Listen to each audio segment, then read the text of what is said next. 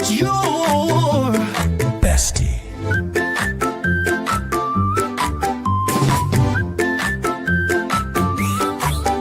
Are you here to hang out? Are you here to hop around instead? Or to read a book about whatever it is? Whatever it is, whatever it is, I'm just glad it's with us. We're here to read and chat and joke, and maybe give your ears a poke with something obscene, something you wouldn't dream would ever be said out loud on live TV. Don't act like you don't know me. Did you come for everything? It's the stuff that you tune into for on your BookTube bestie. Your BookTube bestie. Your BookTube bestie. Welcome on in. Get your snacks and relax. Prepare for any conversation to get off track. Prepare for words within your book, but even more out. Whatever it is, yeah. Whatever it is, yeah. Whatever it is, I'm just glad it's with us. Yeah. Yeah. We're here to read and chat and joke, yeah.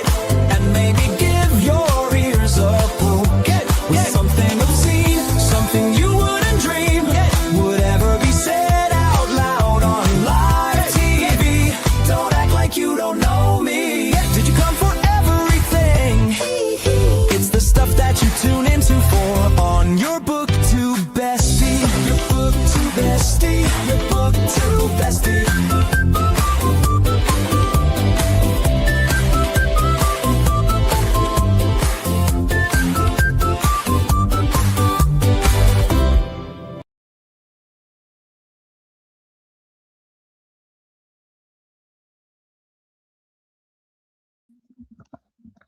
Hello, hello. Sorry, friends.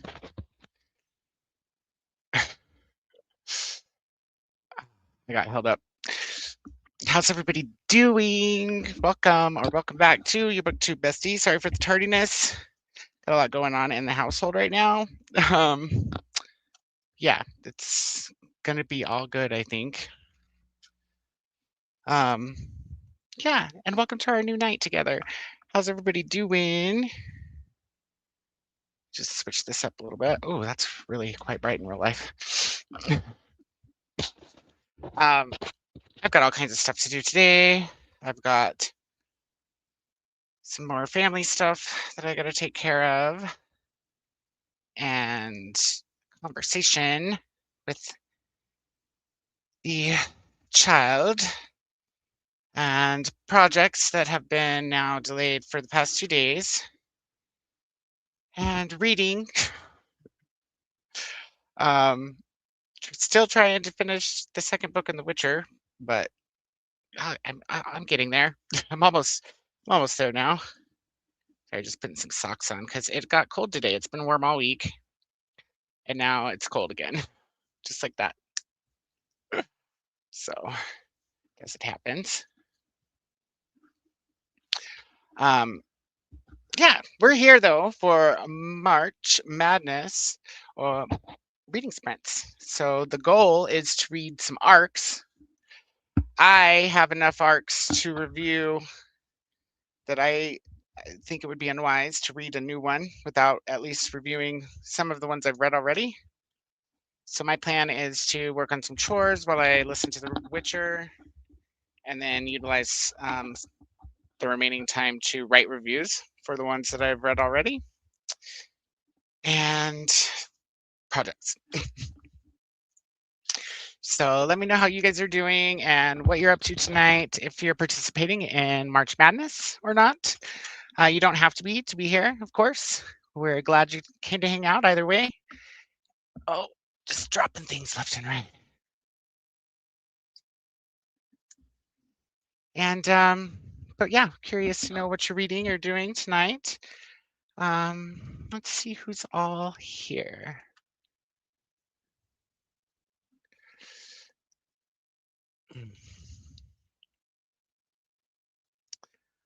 All right. We've got Flo in the house. What's up, Flo? How are you? Hello and hi. I feel like it's been too long, but it's probably been a week. It's been a while because we haven't had sprints on my channel since last Sunday. So, and we were used to doing Tuesdays and Thursdays, and now well, Thursdays has always been kept on Nicole's channel, but we were used to doing Tuesdays, and they've been moved back to Nicole's channel. So now you've got me Friday and still Sunday. I typically am on Nicole's channel on Thursday with her. Last night was family stuff. Yeah, so still 3 nights, one of which is on Nicole's channel, and maybe some daytime sprints or additional sprints on at some other time. I was thinking, since Nicole is busy with her family stuff on our Thursday, her Friday, that perhaps if she continues to have to leave right at what is going to be 11 p.m. my time, starting after daylight savings time, that maybe we would just have some late night sprints after her too, because we were going till at least 2 a.m. Maybe we could go to 2 or 3 after she wraps up or something. We'll just have to see. But Friday's going to be set in stone now. Because of all the hosts sharing times for March Madness, this first couple weeks is going to be kind of just dependent on when we start by who else is hosting. But typically, I think what we'll do is keep it at the 8 p.m. Eastern. So even after daylight savings hits, we'll start at 8 p.m. Eastern. I think next week, though, we might be starting an hour late, depending on what the schedule looks like for the rest of March Madness. Just make sure that you click on that playlist that's in the description, because that'll keep you informed on what's up with the March Madness. And hello, Molly. How are you? Welcome in. Hello, Glenda. How are you? Good to see you guys. Hi to Glenda from Molly. Jessica Kiwi's here. What's up?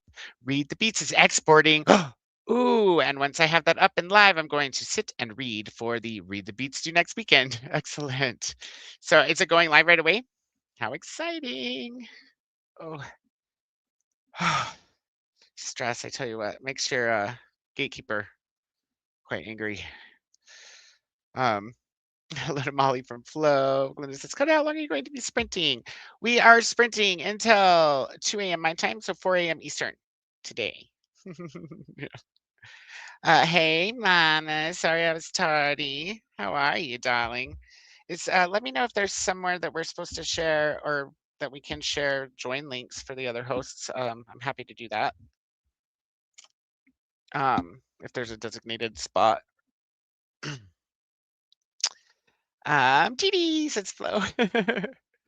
Pop in and say hi and spank the like button. Ooh, I like that. Hope y'all enjoy sprints. Awesome sauce. Awesome. Hey, Flo. Have a good sleep, Didi. Take care and see you soon, says Didi. Thank you, Glinda from Didi. Rally's here. What's up, Rally? How are you, darling? It's good to see you. Glinda, you mean chatting? Jokes. Well, y'all know me at least. Hello to Rally from Glinda.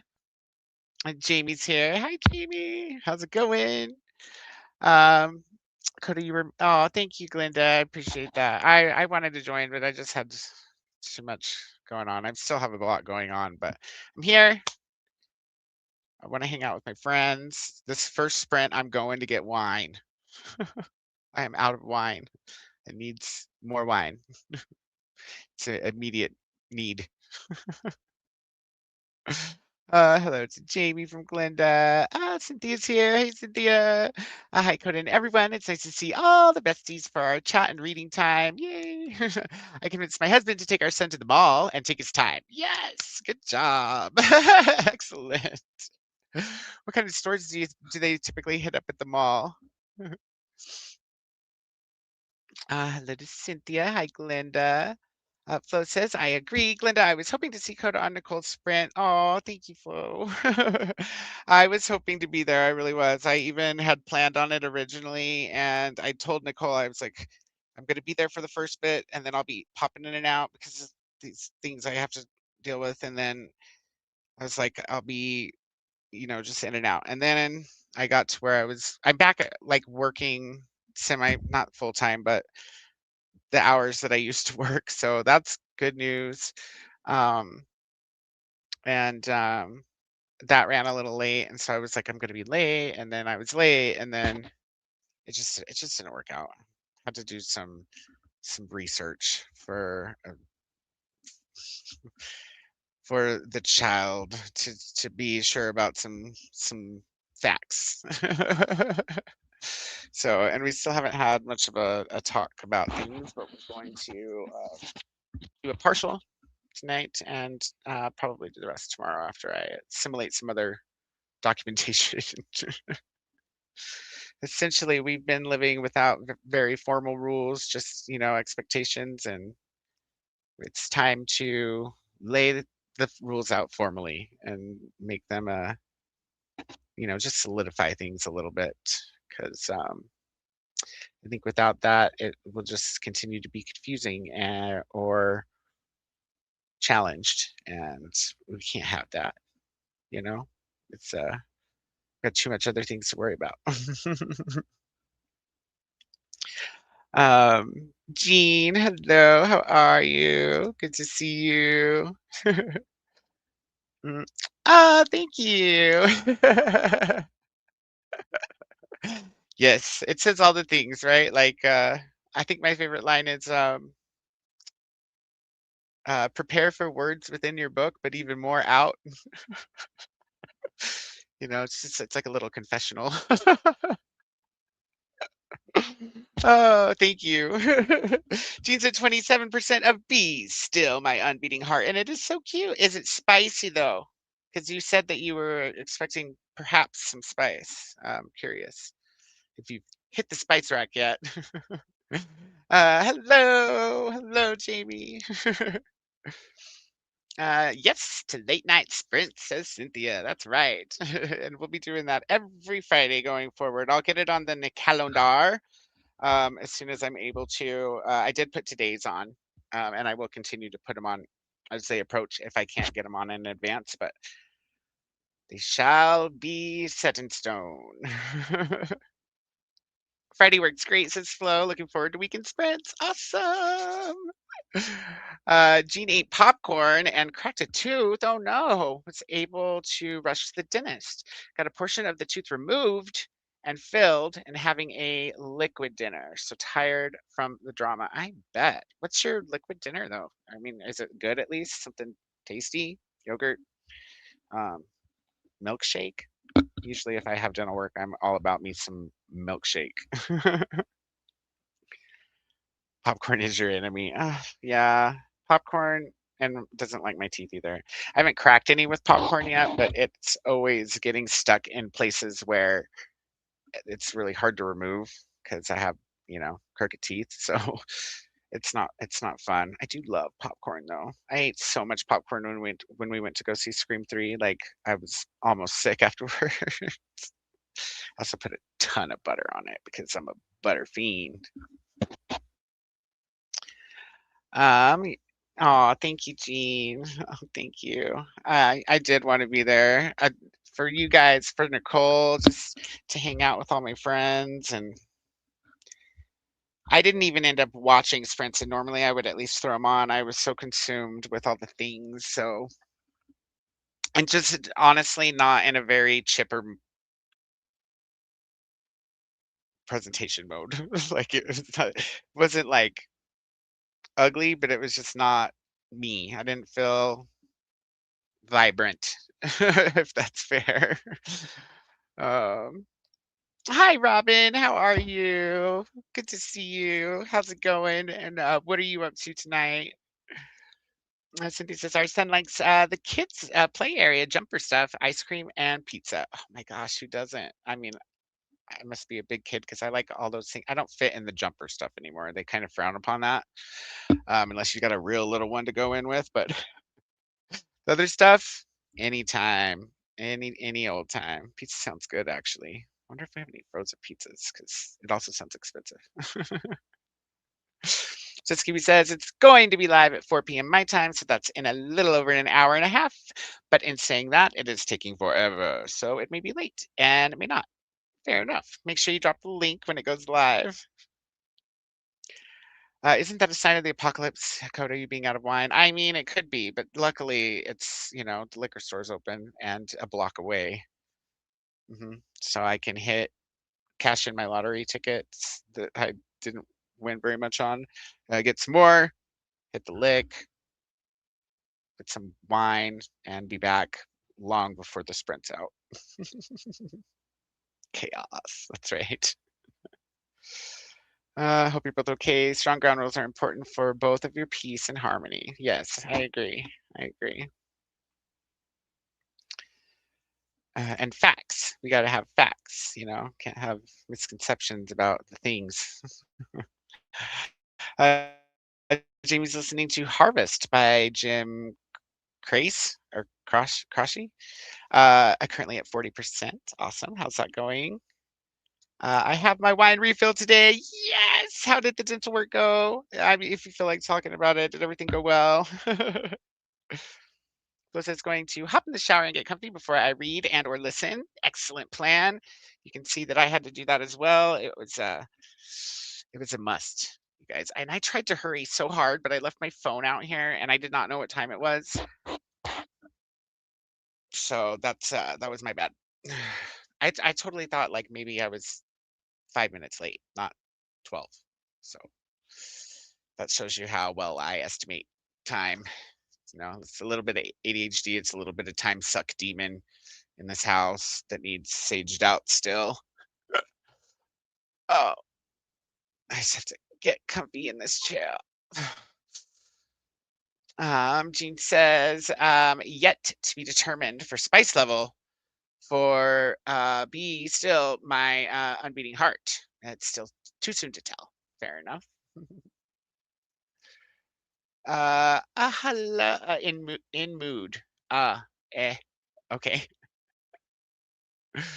Hello to Robin from Glinda. Having ramen. Oh, well, it's not completely liquid. Ramen's, I like ramen, but I do like to put like all the extra stuff in it, egg and vegetables. Otherwise, sometimes I'll eat it dry. Robin says, I'm only going to be here for about an hour because I've got an early day tomorrow. I'll be gone all day with my kids. Oh, well, I hope you guys have some fun stuff planned. That'll be good. How exciting. And no worries, we're glad you're here while you're here. Sorry, Jean, dental stuff isn't fun. I finally went today to get my molar implants and now my molars hurt. Oh no, that's the worst. Tooth pain is the worst, isn't it? Ugh. But it's been a good reading day, says Robin. Excellent. Let us know what you got done, what you're working on. Hello to Glinda from Robin. Jean says, I had pizza for lunch and I am not allowed to eat for dinner. Well, that's rude. Who takes dinner away? I mean, that's the good one. Okay, excellent. Yay. Gonna put the link in. Christy, hello. How are you? Good to see you. How are you doing? And what are you up to today? Cynthia says I go back next week because one of the molar crowns didn't fit properly. So my dentist put the screw back on my left molar cavity for now. Fair. But dang for having to go back too. That's too bad. Ugh. At least you get your wine tonight, Oops, I'm just clicking. Let's see, I accidentally skipped Ashley. Hello, Ashley. How are you? Just got home from picking up a pizza. Look at taco pizza. All right. Taco pizza sounds all right. There's another person who had pizza today. Y'all are gonna make me pizza hungry. How are you, Ashley? And what are you up to today? Robin says, thank you. I'll be seeing, I think, 5 of my grandkids. Yay! We'll be there tomorrow too. So that will be fun. Awesome. I'm so happy for you. That's really cool. Grandkids are fun. I mean, I'm assuming I don't have grandkids yet. So let's knock on some. Is there? Whew. Yeah. Harvest is good, says Jamie, about a peasant village dealing with a new master who is upending everything to introduce sheep and wool production in place of farming. That is interesting. There's Atia. What's up, Atia? Hey, hey, hey. How are you? What are you up to tonight? Good to see you. Chris is also here. Hello. How's it going? Hello to those in Poos. Ooh, is there anyone in Poos? What's Poos? Is it Poos? Did I say that right? I'm like, is this a place? Chris, you always get me with the randomness of things. Let's see. Chris knows how to distract me. Ooh, it says it's a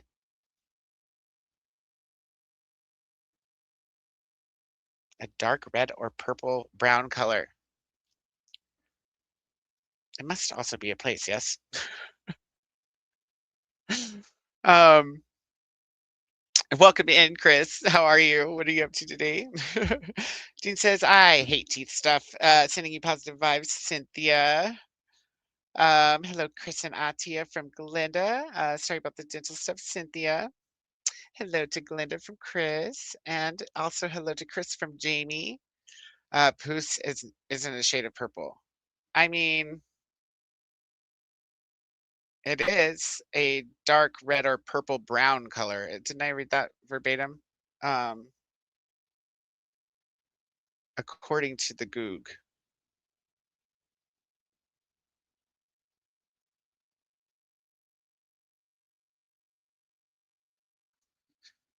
Ow.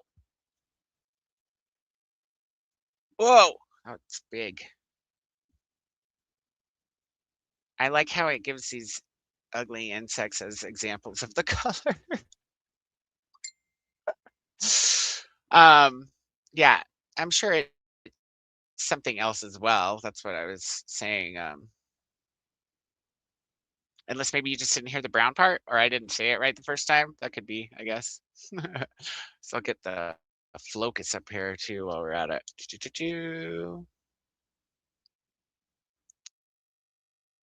There we go.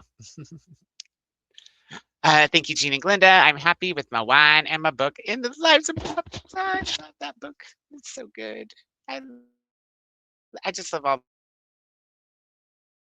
the books I've read of his. Oh, word on it. Beneath my bones, which is really unfortunate.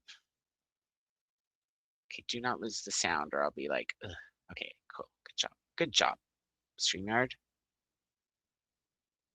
Let's get to this ready. We shall have us a... Oops. We shall have us an March Madness background. We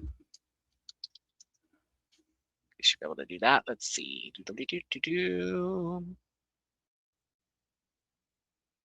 All the notifications going off now. What's that?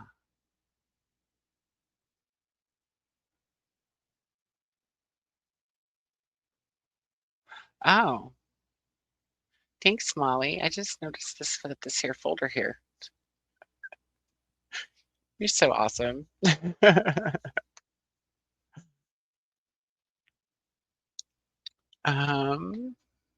Okay, where was I?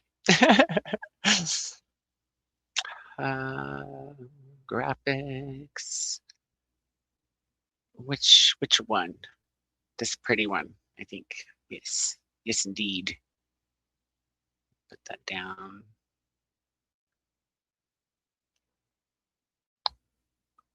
Perfection. Ta-da. All right, the timer is ready. Woohooey. All right, where were we? Jean and Jamie, I talk in subtitles. Well, it says, I have discovered the joy of frozen-ish Gatorade. I have a friend who does that, likes to slush them up. Christy says, tonight I'm going to shower, feed all these dang pets, work on one of the many knitting or crochet projects I have going, and listen to either a Willadine, which is middle grade fiction, or 2 Twisted Crowns. All right, that sounds like some good plans.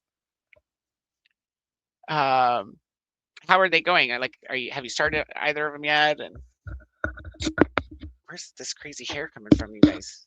Oh my goodness. Listen. As it says, I'm going to go back to reading Dollface after I eat my dinner. I have Dollface on as an arc. I sure do.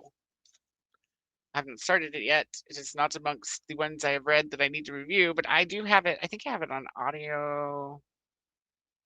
Can't remember if I have it on just audio or if I have it on both, actually. Let me see.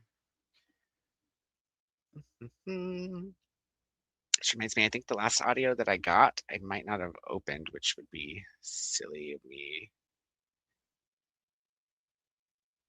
I did get approved for 2 more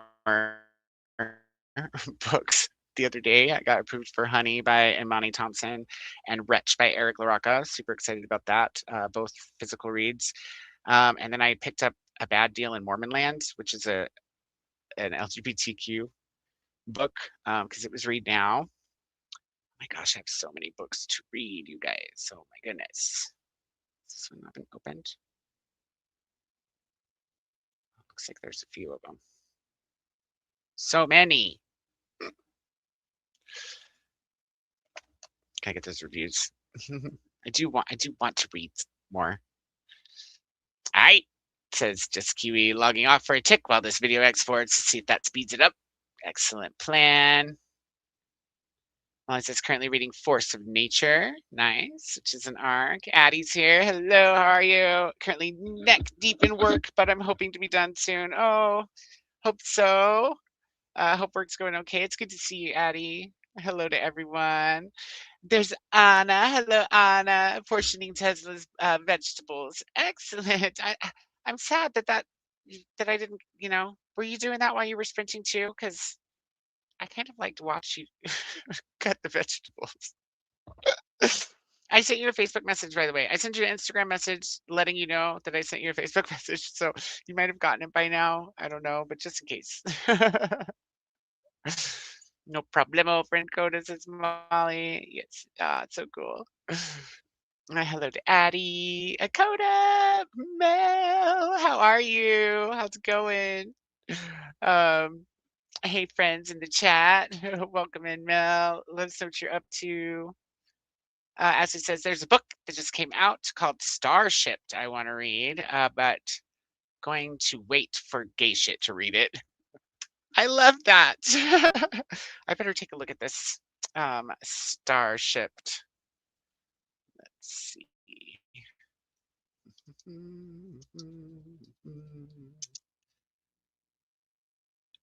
Is it The Cat Sebastian? I think I saw this one listed.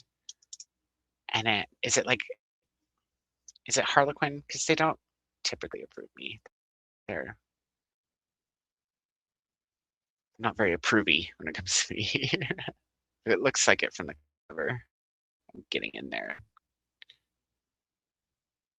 Oh yes, it says it's I can wish for it.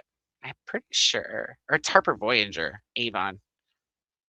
I thought I did request this and got not approved, but perhaps I'm thinking of a different one with a similar cover. Oh no, don't look at the new ones, Koda. It's close it. I can't wait for gay shit. Christy says that's the same kind of stuff my hair does in headphones. I've started both and I'm almost done with Willadine.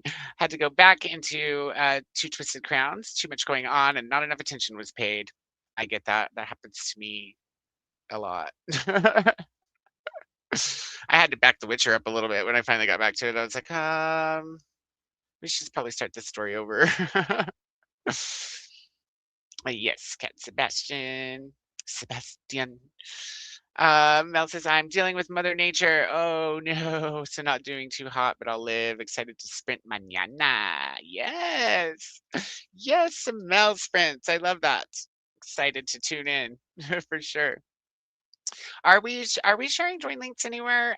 Do you know? I think by the time I asked, Didi had gone to bed already. So if anybody knows, maybe message me or let me know in the chat if we're supposed to or allowed to do that kind of thing. Hang out with each other, because you know me, I like to hang out. And that has got us to the bottom of the comments, everybody. So I am going to close these blinds and head to the lick and get me some wine. I probably shouldn't get Malbec and the sweet wine like I usually do. So it'll probably depend on whichever one I can find for the cheapest in the biggest box. Is that fair? Molly says, sent pic of dinner to Discord, a DM to Koda because he can move it over. And I don't have to get mad at my dysfunction. Move what over? Huh? I guess I'll just look at the DM. You confused me.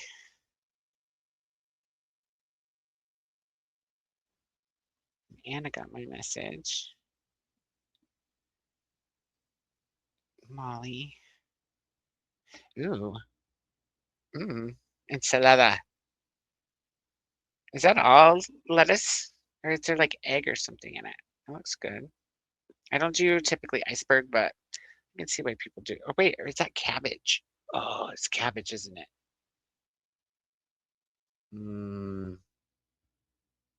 I do love some cabbage. Mel, if you're doing sprints, you know I'll be there, lovely, says Ashley. Cynthia says, I'm trying Fitvine today. It's a cab with no sugar added. Huh. Fitvine. Does it come in a box?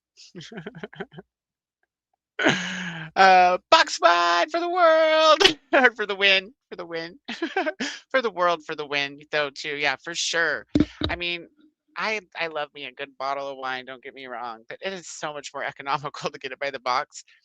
I didn't used to because they didn't used to, meaning used to a while. It's been a while since they have now, have Malbec in a box, but they totally do now. And I still would splurge for some Malbec in a bottle every now and again because they had decent Malbec in a box. But recently I found like one I really, really like, actually, like as much as I like bottled Malbec. So it's organic. So I wonder sometimes if that has anything to do with it. But yeah, it's good. And economical. Cynthia says it's not bad. Okay. Fair assessment. Thank you, my Ashley, my love. I'll be on at 6 p.m. Eastern. Excellent. If you want to drop your link now, anyone who's wanting to make sure that they don't miss it can go over and click the notify me button. You know, get that notification rolling. Does it last? It's bigger. It's more liters for less money. Typically, is the reason. Yeah, so it does last me a lot longer. Plus, you know how it is when you open a bottle, it's almost like you have to finish at least most of the bottle so you can finish it the next night, if not the whole bottle in one night, because otherwise it's just not as good on the third or fourth day. But it stays all sealed and airtight up in your box because it's actually a bag in a box. And the bag is filled and the box is just kind of like the dispenser. It's how you set the dispenser up. But yeah, so like those little boxes that I get sometimes that you've seen, they're like 3 liters, I want to say, and they're like better or thought to be better quality or brand than like the Zinnia, right? Or Franzia, is that how you say it? And so they're like, it's like about $20 for one of those, but it's 3 liters, you know, and typically you're spending like $20 on a bottle. So 3 liters is like 3 bottles, if I'm remembering right. And then the Franzia and the big like Zinnia, is that what it is? The bigger boxes, like the square shaped ones, those are 5 liters sometimes. And I think I got the last one, that sangria, I think I got it for like 15 or $18. And I just ran out of it. You guys know how long ago I got that. It's been like a month or two, because Skylar was still here, like living here when I picked it up. Ashley says, I almost picked up a blueberry moscato. Ooh, that sounds good. I would try that at the store Wednesday, but I felt like people were judging me, so I put it back. Screw them. Screw those judgy people. They're just mad because they can't afford a fancy blueberry moscato. Ooh, somebody's coming up the road. Maybe an old man for a second. Who it is? Just kidding. Raven's here as well. Oh, wrong clicky. Hi, Raven. How are you? Welcome in. What are you up to today? Molly says it's all green stuff: iceberg, broccoli, and snap peas. I eat most kinds of lettuce, and this was just the cheapest. That's fair. I just can't do veins. I'm like allergic to them. It's the crunchy water effect, I think, you know, since I'm allergic to water, except for through osmosis, of course. I just can't eat it, except for water chestnuts. There's some kind of weird exception there, but I can't do the veins of romaine. I'll pick the veins out. I love the green leafy parts. I'll eat green leafy stuff all the time, and spinach. And I guess cabbage is an exception, but you typically cook cabbage, so maybe that has to do with it. I do like shredded cabbage. It tastes different though. It's not crunchy water. It's like crunchy flavor, you know? Does that make sense? But I do like lettuce. I just like the green parts. Like green leaf or butterball. That's a turkey. The butter lettuce. Those are my favorites out of the lettuces, probably. Well, I guess except for I also like red lettuce and like the other like spring mixes that are considered lettuce. My favorite greens though are arugula and probably spinach. Out of just the leafy ones. Mm, cabbage. Cabbage. Here's the link for Mel's sprints tomorrow. If anybody wants to click that notify me button. Thank you for that, Mel. Raven says, hi, Ashley. Hi, Cynthia. And hi to Mel. Hi, Molly. Thank you, Mel, says Molly. Hi to Raven from Ashley. Cynthia says, interesting. I'll try it next time. Do you leave it room temperature or in a wine cooler? So I don't ever refrigerate my red wines. Ever. I have refrigerated my like blushes, and I don't typically drink white wine, but I probably would refrigerate white wine. I have refrigerated blushes, but I don't typically, especially since I mix them with the red wine anyway. And before I was getting box wine, I was, you know, like I said, you just finish off the bottle in the night. There's no need to refrigerate it because it's, you know, left out on the counter after you crack it anyway. Only the first glass is cold. Hey, Raven from Mel. Raven says, I'm reading graphic novels I checked out from the library, first reading The School for Extraterrestrial Girls, Girls on Fire. That sounds exciting. Hello to Raven from Glinda. No problemo, Molly from Mel. Also, Raven is sprinting right now. Oh, good to know. You can drop that link if you want, Glinda. We'll all go say hi to Raven, do a little hopping. You know, we like to spread the love around. Hi to Raven from Molly. Oh, so sad for you, Koda. You are missed out. You missed out on one of my favorite things: grilled romaine salad. If it was cooked, I might be able to. I might be able to do it. You cook? Wait, are you grilling the romaine, or is it the rest that's grilled? You're gonna have to give me more details on this. I'm interested to know what this entails. All right, we did it again. We made it to the bottom, and under an hour. We're just setting records all the time now. All right, let me get our first sprint up. I hope everyone's okay with an hour and a half. Let's see, when will that take us to? Oh, 9:30. Ooh, maybe we should do an hour actually, because my daughter's at the play and she'll be picked up afterwards. So we're gonna have a calendar here.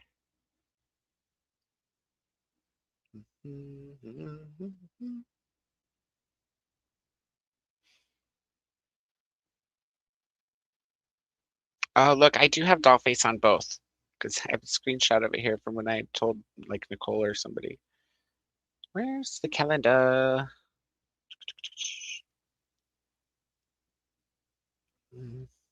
So what happens when instead of writing things down, you just take a picture of it, you know?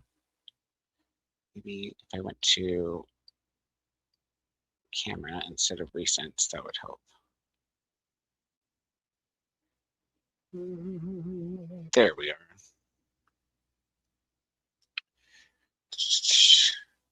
Oh, the show's at 7, so yeah, it's the same time we went, right? Yeah. So yeah, we were out at like 9:15ish, and then she was out at 9:30, so that might be pushing it a little bit. Let's do an hour. That'll take us to 8, and then we can have a chatty bit and do an hour and a half after that. That'll give me plenty of time to get her picked up and everything. Isn't it? Sweet wines, usually white or pink, fridge, and dries room temperature. I don't know. I've seen all white wine. And then lots of people are picky and want all their wine refrigerated too. I'm just old school like that, you know. There's also beers that I like warm, as long as they're not light, you know what I mean? But like a sour brown, it's good at room temperature. I don't mind fat tire at room temperature. It's brown enough. It's typically something brown that will be okay. Hey, back in the King and Queen days, all the beer was warm, you know, so probably all the wine too. I just need to change this down to an hour. 7. Oh no, wait. 7. 8:30 is what it would take us to with an hour and a half. How come I'm not mathing today? Oh, silly Koda. I guess we can't do an hour and a half. I don't need to change anything. It's 8:30. We'll have plenty of time to talk and then go to another sprint to pick her up at 9:30. Yes. Okay. It is official. Let's see. I did not March Madness the timer yet. Oh, we can have the kitties up here. It still says March Madness. Let's see. There's Raven Sprints. Thank you, Mel. Appreciate that. Recipe in the recipe channel. All right, excellent. Oh, beer must be cold for me. So, have you had a sour brown? Because I mean, it's good cold, but it's really good warm. And so you should look for the Duchess de Bourgeois, or Burgundy, however you say that.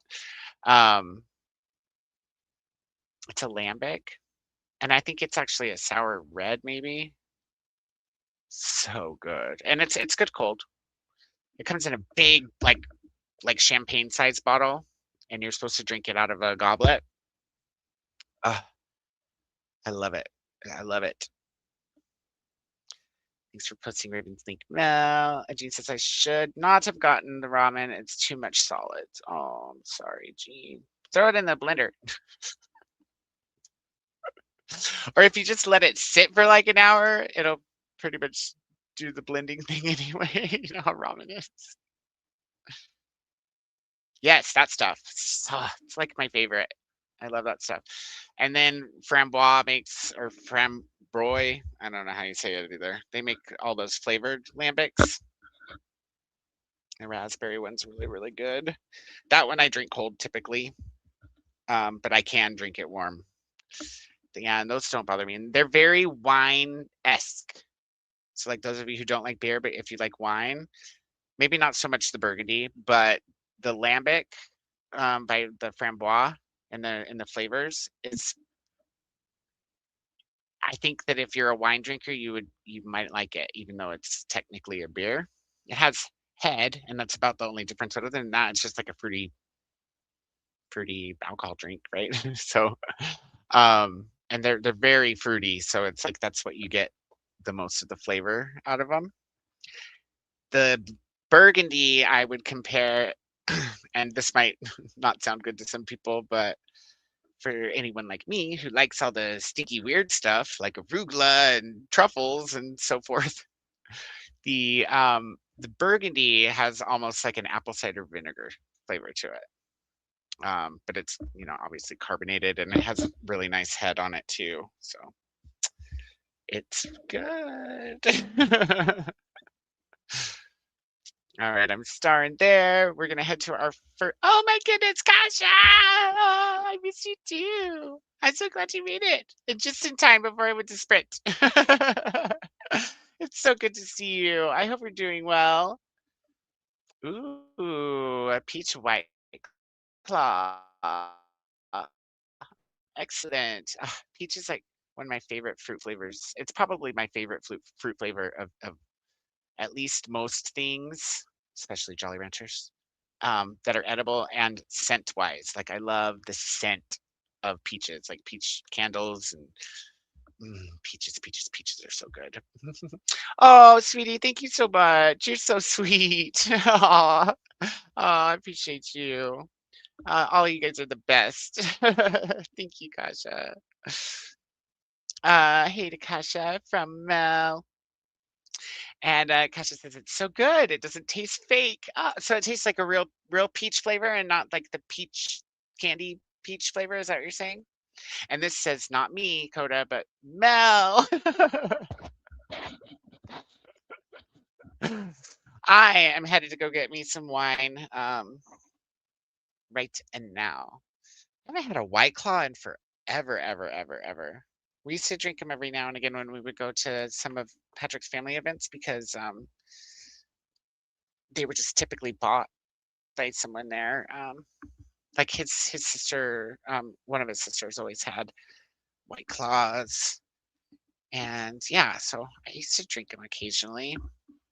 Some of them are a little too or light, I guess is the best way to put it, in flavor for me. I get that like bubbly or LaCroix kind of taste to them. Yes, very refreshing, but not too sweet. Awesome. Sorry to keep you in the comments. Go get some goodies. No, you're totally okay. I'm glad that we caught you before taking off. It's excellent to see you as well. Yay, everybody! So we are going to take our first sprint. TV static taste. LOL. Right? I usually just call it aluminum can. I'm like, I can taste the aluminum can. TV static taste. I'm gonna remember that. That's a good one. Okay, friends. Hope everybody's sticking around for the sprint, and we will see everybody in 90 minutes. Happy sprinting! Forgot to do this.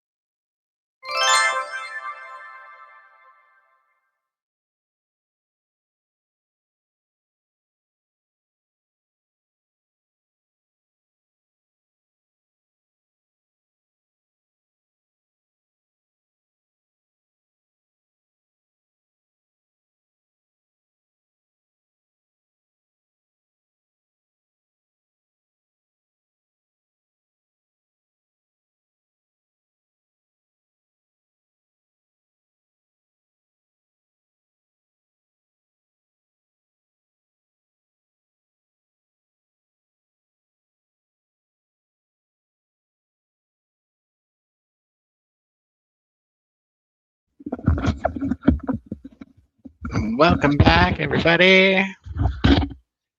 How did your sprint go? I guess I should have put my hair up. So. But I just washed it, you know?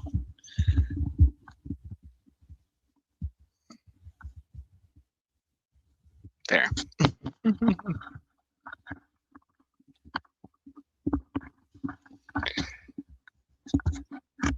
All right, excellent. Welcome back. I decided to wait to go to the liquor store because I kind of have a little bit of a headache. And there's no sense in going out twice. I'm going to have to go get Jane, so I'll just stop on the way home. Plus, I wasn't going to have any before I went to get her anyway, so I played on the computer, as you can probably tell. Let's get this set up for the next one. Clicky here. Oh, my head.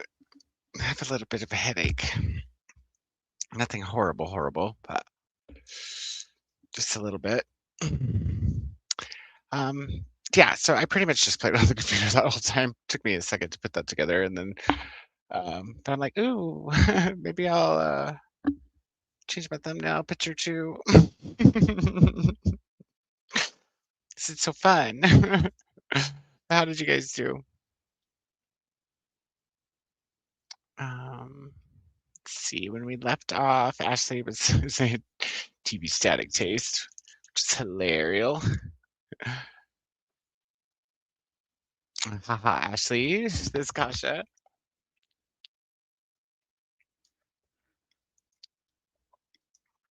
When my favorite chef said that champagne tastes like an apple cut with a steel knife. Huh. I also love that. Yeah. I mean, probably depends on the champagne. Like maybe he's had real champagne, right? We just have the sparkling wine over here.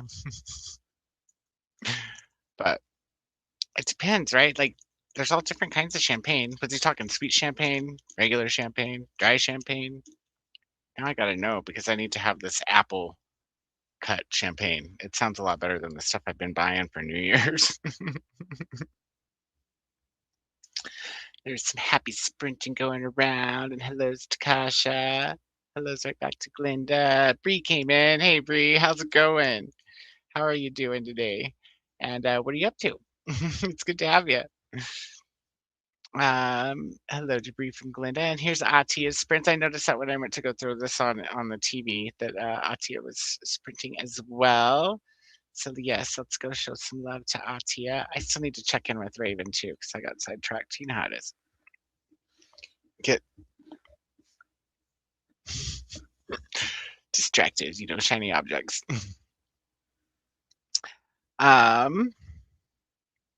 Lils is also here now. How's it going, Lils? Welcome in. We can adjust this just a smidge. Let's see. Oh, I guess it's as low as the monitor goes. There, now you can see a little bit more mess. Lil says, hi, Koda. Today I'll be dropping my sister off to her friend's house soonish. Ooh, and getting uni work done. Awesome. I wasn't feeling too good yesterday and this morning, so I hope to catch up before I get behind. Yeah, no problem. We today are not seriously seriousing anyhow. That was yesterday, and I actually set the clock back on seriously serious to restart the third book yesterday because I'm still behind. And because we're needing to read arcs this week for Arc Madness. So I'm still trying to finish up book 2. I'm going to try to do that tonight via the audio so that I'll only be a third of a book behind come Sunday. But yeah, I just kind of took the next 3 days and set them back to book 3 so that we could all kind of have a little bit of extra time, as well as, you know, participate in some March Madness this week through, I think it's through the 15th or the 16th. I can't recall, but yeah, so we're good. Where are you at with it? Because I think I still have like a third of the second book left. I thought I had less than that, and then I ended up having to backtrack a little bit because I was lost when I picked it back up. I think I know what's going on now. Not that it's like one continuous, they're short stories, but I think I'm getting a feel for the world at least, and I feel prepared to read a novel next, at least so far. I will try to listen to an audiobook while driving so I can get some reading in. That's a good idea. I love to listen to audiobooks in the car. Everybody who's in the car with me is just subjected to whatever I'm reading. So, I mean, it's not always smut, but I do like to listen to smut in the car too sometimes. It's just fun, like you roll up to somebody on a stoplight and they have no idea what you're listening to. You're just like,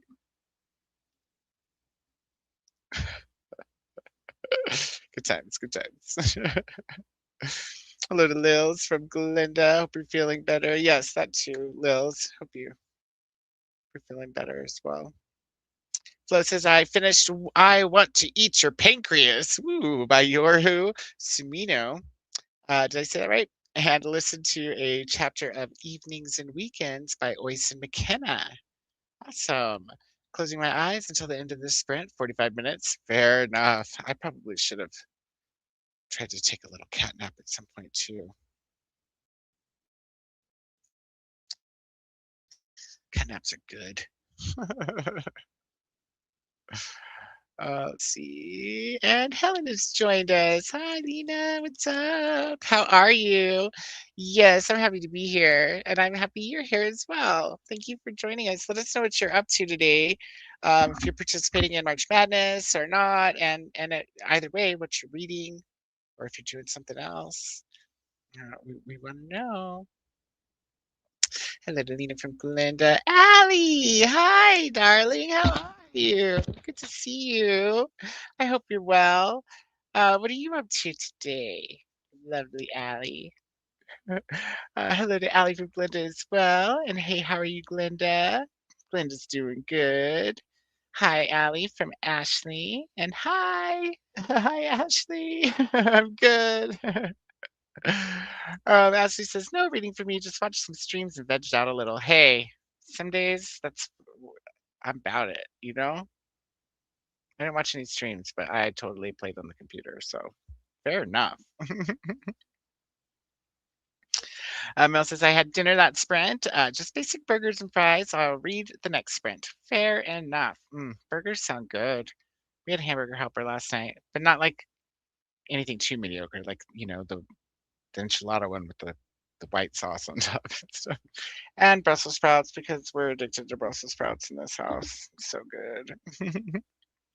Tonight, it's fend for yourself. So it's going to be either leftovers or hot dogs. Yep. I'll probably have a hot dog or two or three. Something like that. They're cheese dogs because I only buy cheese dogs. So, hey, Allie from Mel, and hey, Lena. Ashley says, hope your head gets better. I had a bad sinus headache all day myself. Oh no, sinus headaches are the worst. Well, almost the worst, right? Migraines, I guess, are the worst. But a trick for sinus headaches, my doctor told me a long time ago, if you can take these items, if you take a Chlorotab, or what is it, Chlortrimeton is the name brand, I think, but a Chlorotab, they're the little yellowy green ones. It's an antihistamine. It's supposed to be non-drowsy. With a Sudafed, just a regular ass Sudafed, just the little red guys, right? And you take those together, and you can take up to 4 ibuprofen with them. I mean, any more than 4 isn't going to work anyways, because your body can only process that many milligrams of ibuprofen at a time. Anyhow, take them all together, however many ibuprofen you need, plus the Chlorotab and the Sudafed. Goodbye sinus headache. It's crazy. So, you guys, I'm not a doctor, but it has worked for me. Do not take anything you're not supposed to be taking. Look at all of your ingredients and active, chemicals and stuff before you take my advice. But yeah, Good stuff. Good cocktail for a sinus headache. I don't know what mine is. I think it's a tension headache just because I've been so, you know, busy being stressed out for the past couple days. 2, 3. Not that I'm stressed out right now, but it's just I think it's kind of accumulated to this. Plus, I hadn't drank anything since my coffee this morning, and I only had one. I might need to have a coffee. There might be a caffeine thing. Uh, I'm trying to think if I ate. I definitely ate earlier, which I don't usually eat during the day. I usually wait till dinner, but I had a like a bagel and cream cheese, so it couldn't be that. Also, my neck has been jacked up for the last few days. Just I think I slept weird on it. I definitely slept on it weird last night because old Henry's back and he's angry from being stressed out. So I was unable to sleep in my normal sleeping position last night, to say the least. I had to like cock it onto one hip and then like switch halfway through the night. And typically I just sleep like this and I don't have any neck or shoulder issues, but I was all over the place on the little couch last night, just trying to stay comfortable everywhere else. So it was rough, but we'll survive. We'll survive.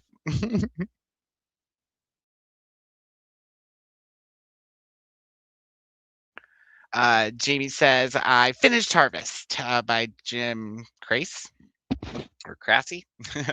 At least 4.5 stars. At least. That's good. Next sprint, I'll resume reading ARCs with Paradiso or Paradiso 17 by Hannah Lilith Asadi. That sounds interesting. Sci-fi? Hey Debris from Mel. Akasha says it was Nigella? Nigella? Nigella. Nigella? Help me out here. Lawson. Who said the champagne apple knife comment? I have to look up which one she meant. I have no idea who that is.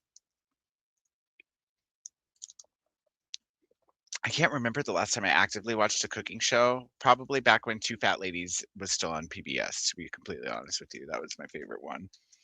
Never learned anything from them because they never gave you the amount of ingredients you're supposed to use. It was always like 2 cups of flour, or no, not cups. They should say some flour, some sugar. Yeah, I used to like to watch them, and I would catch Julia Childs every now and again. I like to make impressions of her when we would cook, like, cowboy beans, camping.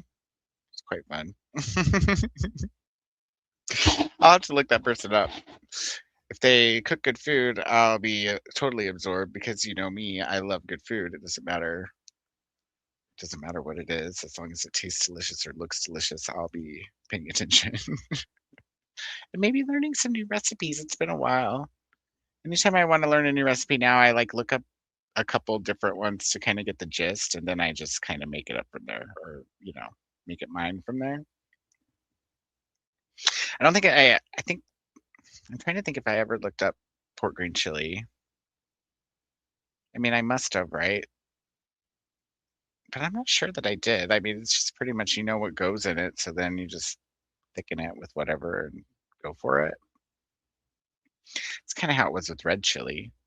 Only Ashley, Jane's mom, is the one who like showed me that you could use V8 for the tomato base. So I do that every time now. Spicy V8 makes really good chili base. And then it packs it up with vegetables, which y'all know I'm into. Jamie says, I'm focusing on the Women's Prize long list books I have available, so I won't resume the Witcher series for a few days. That's fair. That's fair. I think Nicole's just doing it in the car and she's doing long list everywhere else is what she was saying to me, but she's still, it's funny because she was like, I'll be caught up with book 3 by the time you guys get there, I think. But I think she'd misunderstood me when I said that I had backed it up to start book 3, and she was thinking it was going to be the next book, and I had backed it up to start book 2. I don't know, but she'll catch up because she reads like you do, just constant. Ashley says, I'm going to get through Dollface before I switch over to Time of Contempt. How is Dollface going? Like, no spoilers, of course, but are you enjoying it or not? That's all I'm really curious about. I can't even remember what genre it was in other than LGBT. I want to say it was maybe thriller or horror, but I could be wrong. But I feel like that's kind of my bag, so maybe I would have requested it if it was in that space. I did tell you, right, that I have it both the eARC and the ALC, so that would be a good one to hit up here as soon as I feel like I can add another review to my list. I need to do at least 2 reviews today. I need to do the Clune and the Tingle so that I can request those books. And it would be cool if I could get more than that done, but I'm going to make a commitment to write those 2 reviews before 4 a.m. since we're up so late today. Jamie said, or Kasha says, Jamie, always happy to see you. For some reason, anytime I think of an omelet, I think of you. You always seem to make good ones. That's awesome. Chris is reading Pixie by Jill Dawson. I haven't heard of this one either. Or wait, maybe?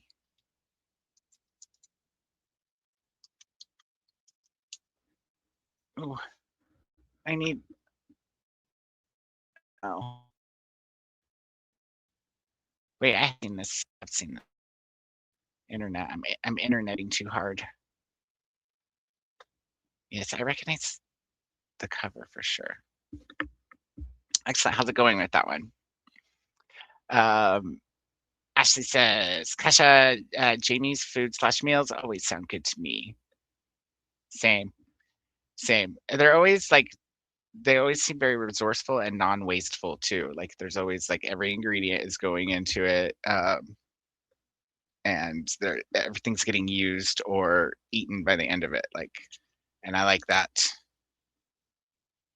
Leftovers are always utilized in a creative way. I like that too. Right, says Kasha. Jimmy says, hi, Kasha. Yeah, I haven't made an omelet for a while, but I should this weekend sometime. I also like a good omelet. Yes. Do you fold yours or roll them? Jamie, I can't remember. I like a egg white omelet too with like turmeric and arugula.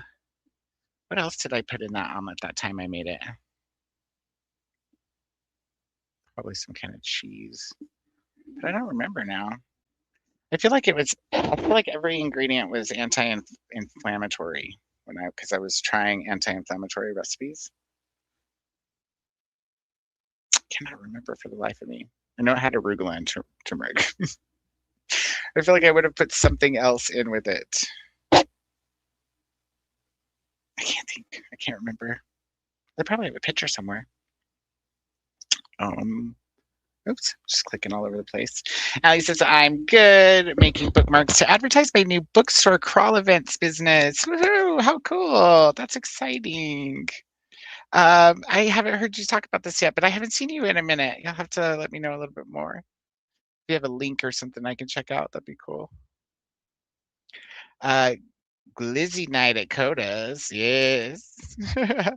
I'm not sure what glizzy is. I mean, I can tell by the context clues, but I've never heard it before. So you'll have to tell me where that comes from. Kasha says, Jamie just saw a good recipe for a curry omelet. Oh, yeah, I want that too. I'm gonna have to open it up here. Wait, I have it on my phone, don't I? Where did I put that guy? Hey, guy. Hey, phone. Oh, there it is. I'm gonna open up the link in a separate tab so don't forget. Curry omelet sounds fantastic. Yes. And I see the Lawson recipe. Lemon risotto. I'm about it. Oh, it switched me off of the thing. My bad. Just kidding.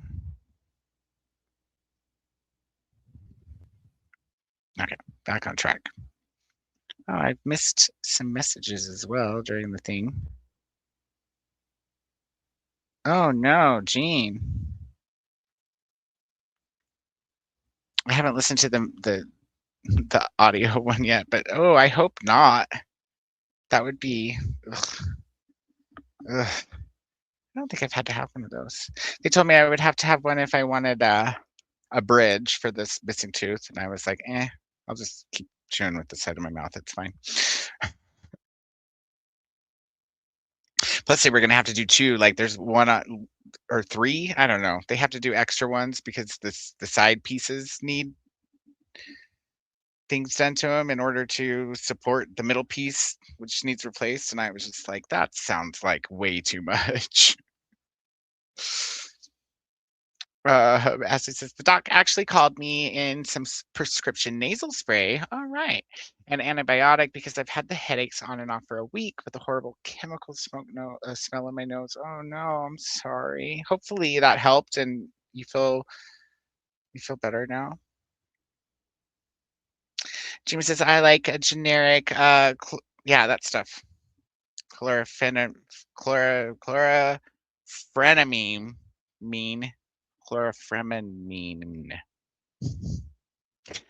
malachate, right? I don't know. For sinus allergy crud, it is non-drowsy and works for up to 12 hours per dose of food. That's the stuff I'm talking about, right? I just call them Chlorotab because I'm pretty sure that's the generic brand.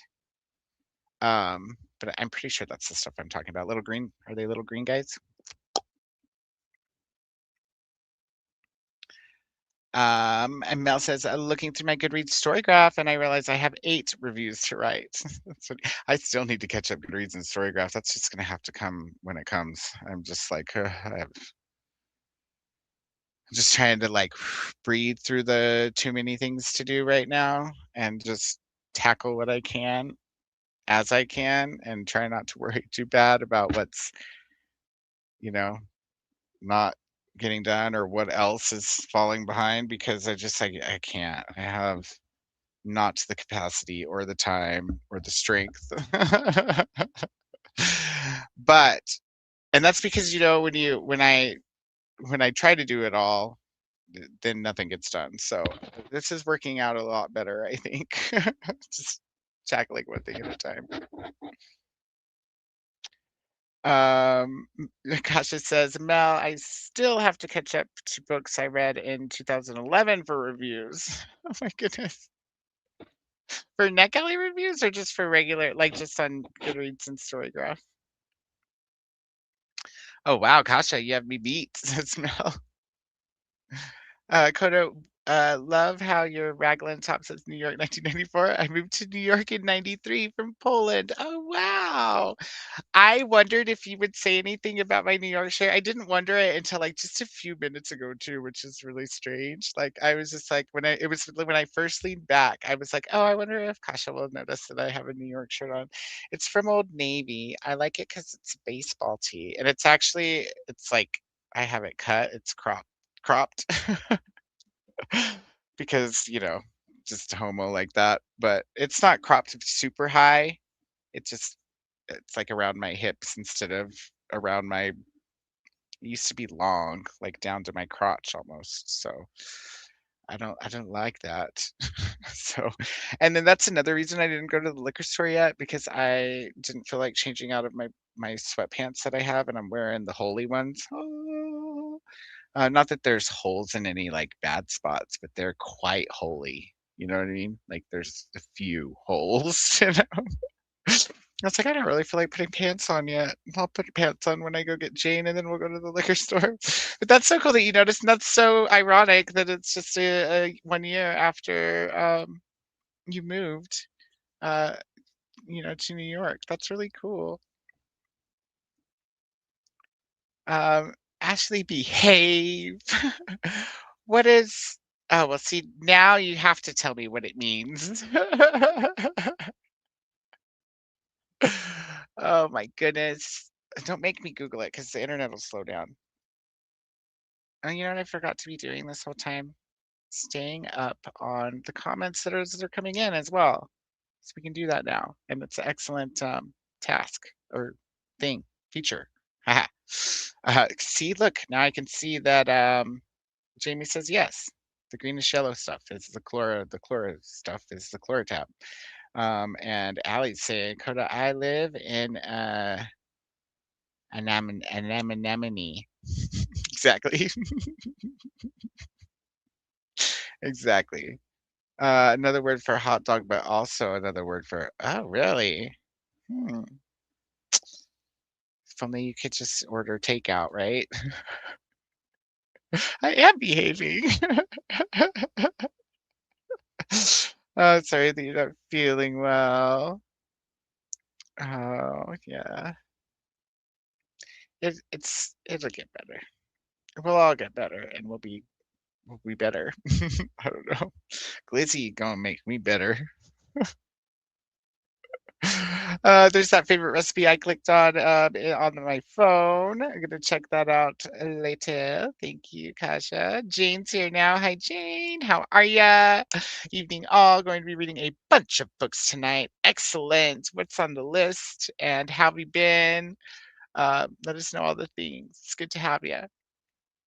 Ashley says, I really like Dollface. All right. I like Lindy Ryan. I read her other series, Bless Your Heart, is the first book. Dollface is suburban slasher-esque. That sounds right up my alley, actually. Yeah, I'm excited now. Hey to Jane from Mel. Okay, I clicked it. There it goes. And Jane says, not going to be terribly chatty as I am catching up on recordings on my TV and podcasts as well. That's fair. Yeah. Well, it sounds like you're having a good old time. So curious what you're reading if you feel like sharing. Jean says going to bed. Good night, everyone. Good night, Jean. I hope you feel better, honey. I'm so sorry that happened with the popcorn. Popcorn can be a real bitch sometimes, you know. And I'm a fan of, like, eating the kernels that don't get popped. I don't know if anybody else does that. I know it's a weird thing, but I will attempt to eat those and have for a long time. Good night to Jean from Ashley. My mouth hurts too much. I'm sorry, Jean. Ibuprofen, right? Because anti-inflammatory, you know, take the swelling down hopefully a little bit. Jamie says my skillet is not super smooth now, so rolling would be impossible. I just do folds. That's fair. That is totally 100% fair. The trick with a non-smooth skillet is just to put like a big pat of butter in it and cook your omelet in the butter puddle, because then it'll do whatever you want. It might not stick to itself as well if you don't, you know, roll it just right without getting butter all up in the inside, but it's gonna taste good. That's what I do for scrambled eggs, especially if I have like just a pan that's not as non-stick as it should be. I do that for scrambled eggs too, because then they just don't get all sticky and browned. Nobody wants browned scrambled eggs, right? Ali says, I do have a link, but it's local to Minnesota. Haha, so pretty tough for most people in here to attend. It's round trip readers on Instagram, though, and we appreciate any shares and hypes. All right, awesome. Very cool.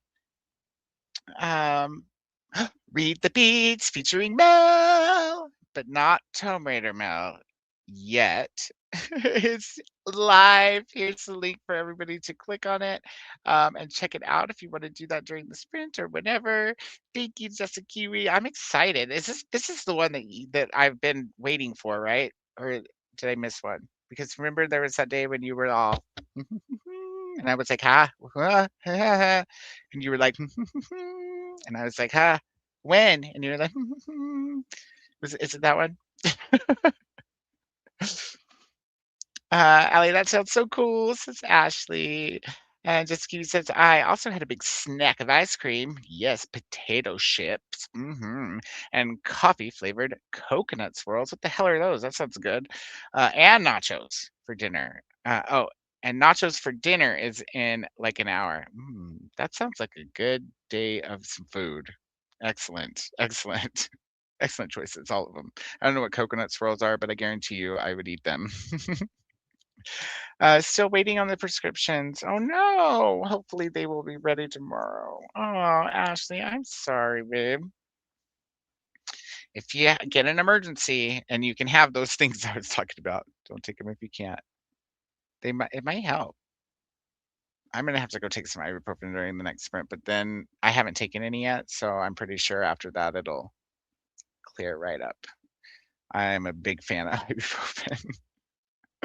Unless I have a migraine, and then I'm taking ibuprofen and Tylenol because, yep, that works really well. Not just any Tylenol either, like Tylenol arthritis or Tylenol extra strength. 2 of those, 4 ibuprofen, I'm set usually. It takes a little bit longer to kick in than for other, you know, types of headaches, but and just keep it yummy. That's right. And look, there's some I read already because I had them up at the bottom. Anemone. That's right. Chlor tabs and read this one too. For back here, it looked like those were drooly faces at first. And so I clicked on them. Till I clicked on them, it was more accurate, you know? I'm sorry, I'll behave. You're fine. You know where you're at. And Cynthia says, I did some reading, had wine, and we picked up round table pizza and barbecue wings. Whoop, whoop, whoop. Tonight is a pizza kind of night. Now I definitely am going to have to maybe, I mean, like, but hot dogs, you guys. Um, it'll depend. If there is frozen pizza, maybe we'll have frozen pizza. And if there's not, we'll definitely have hot dogs. But I'm gonna call them glizzies from now on. Mhm. Ashley's laughing. Glenna says good night to Jean. Have a good sleep and take care. Also, good night to Jean from Cynthia. Hope you feel better. Yes. Oh, yay, another Read the Beats video. That's right. That's right. It's exciting. And Casey's here. What's up, Casey? How are you? It's good to see you. Let us know what you're up to tonight. Oh, I feel like it's been forever, you guys, since I've seen all of you. It's because I missed yesterday, and yeah, because I was in the chat on Tuesday for a little bit at least, or for most of the night. I don't even remember. So that was too long ago for my old ass. Sure. That's exactly the episode. How long has it been since you put one out? Maybe it wasn't. Maybe it was. It's hard to say.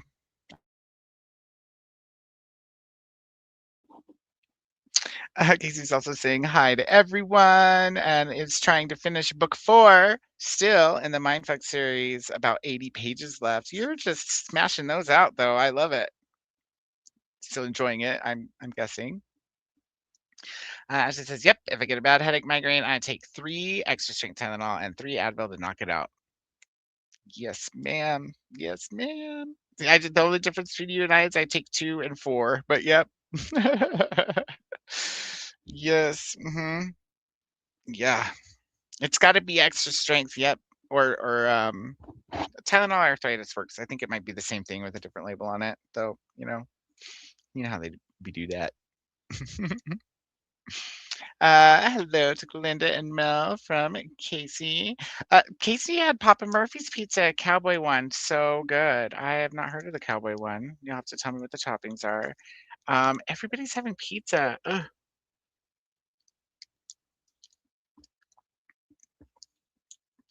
I need pizza. I also need to go put some pants on because it's almost time to go pick up Jane.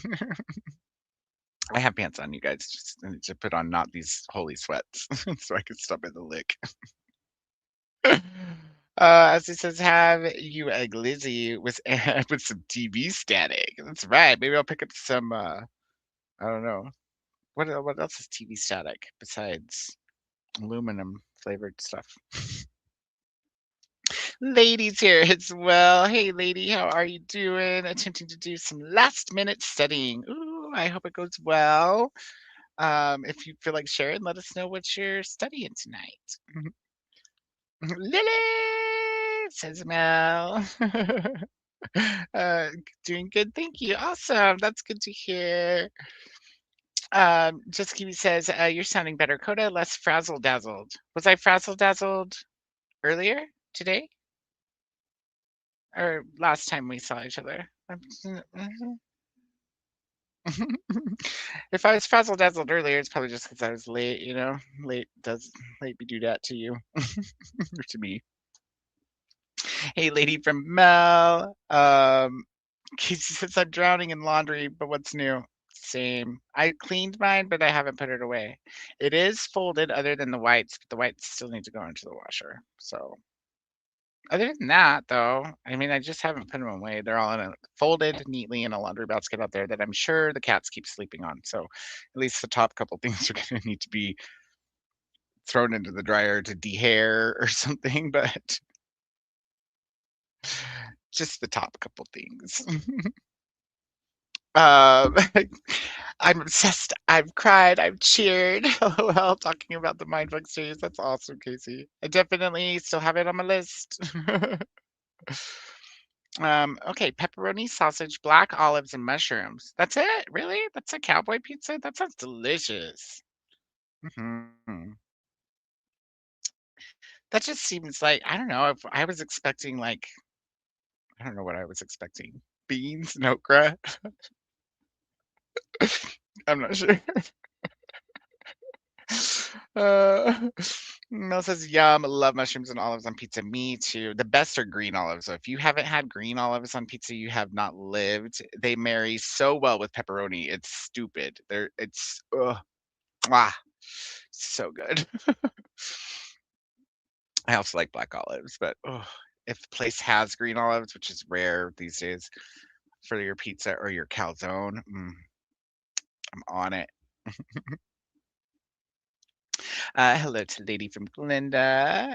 And Casey says, right. Me too. I also love mushrooms a whole lot. Yes. When you started today, you sounded frazzled, dazzled, stressed. I just felt bad because I was so late. I didn't mean to be that late. Yeah. So yeah, that and slightly frazzled, dazzled. I guess I've been like that for the last few days. It's just, teenagers. They're a lot. Yum, says Kasha.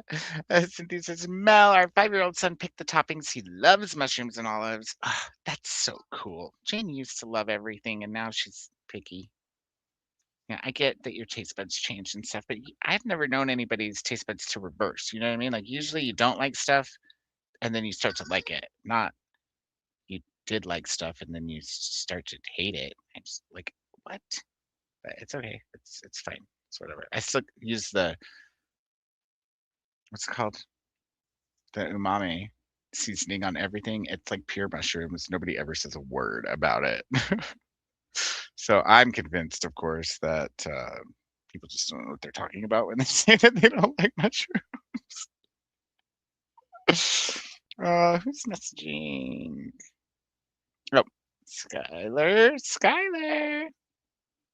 Wanting to know what time the play is tomorrow because we're gonna go see the final, the closing night of the play that Jane's involved with. The last one that we went to see, I don't think I've told you guys yet. Did I tell you guys on last Sunday? Because I went. Yeah, it would have been last Sunday. I went last Saturday. Was it last Saturday? Yes.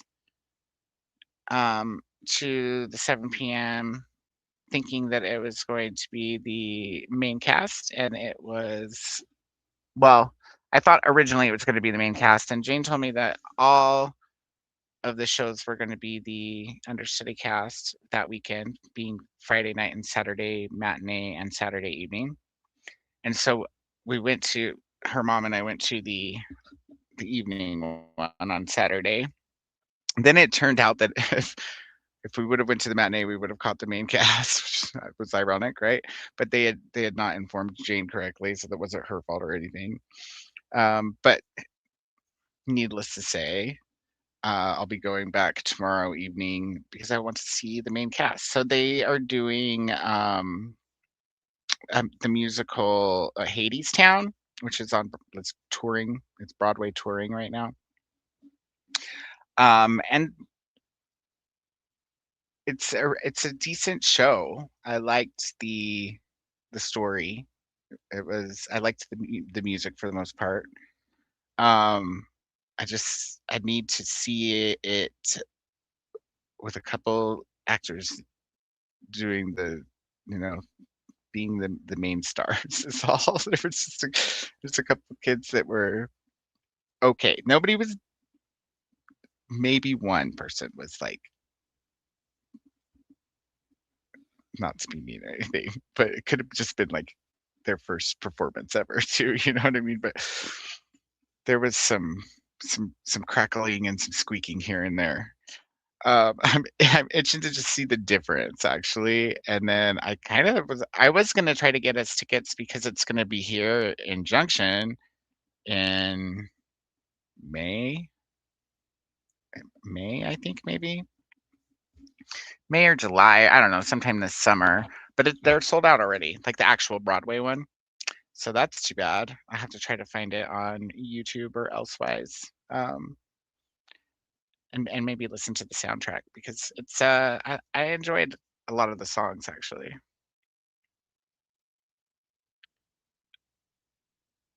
Your 5-year-old has fantastic taste, Cynthia. That's right. Casey's laughing. And just Kiwi says, also, yeah, the food is because the book I'm reading for the Read the Beats due next weekend keeps making me choke up. Not quite cry, but the subject matter is a little close to home. That's fair. Gotta love that food, comfort food. It's good for you. It's good for the soul. Regular reviews since 2011. That's fair. I don't review everything that I read. I might give it a star rating, but I don't review everything that I read. I should. I'd like to, make that effort, but let's maybe have me tackle the NetGalley reviews that I need to write first, and then worry about the rest. I just don't always have a ton to say, you know what I mean? Like sometimes I guess I could wrap it up with a few words at the least, but sometimes I'm just like, huh, that was good. Or that was a book, you know, or not bad. Lady says, no hate, please, but I'm doing some Bible study. Of course, no hate. No hate here. I love everyone and don't hate because someone is different. I'm not MAGA. Fair enough. No, and I don't think you're the only one to have done some Bible studying on the sprint. So if you receive any hate, you just let me know. Of course, if it's in the main chat, I will notice and I will say something because we don't like to spread that kind of behavior here. Love for everybody, my friends. Context, Chris says. Sensitive skin has nothing to do with the occult. This. Yes, thank you, Chris. Great context. Lady who's hating on you, who is my next character in my books.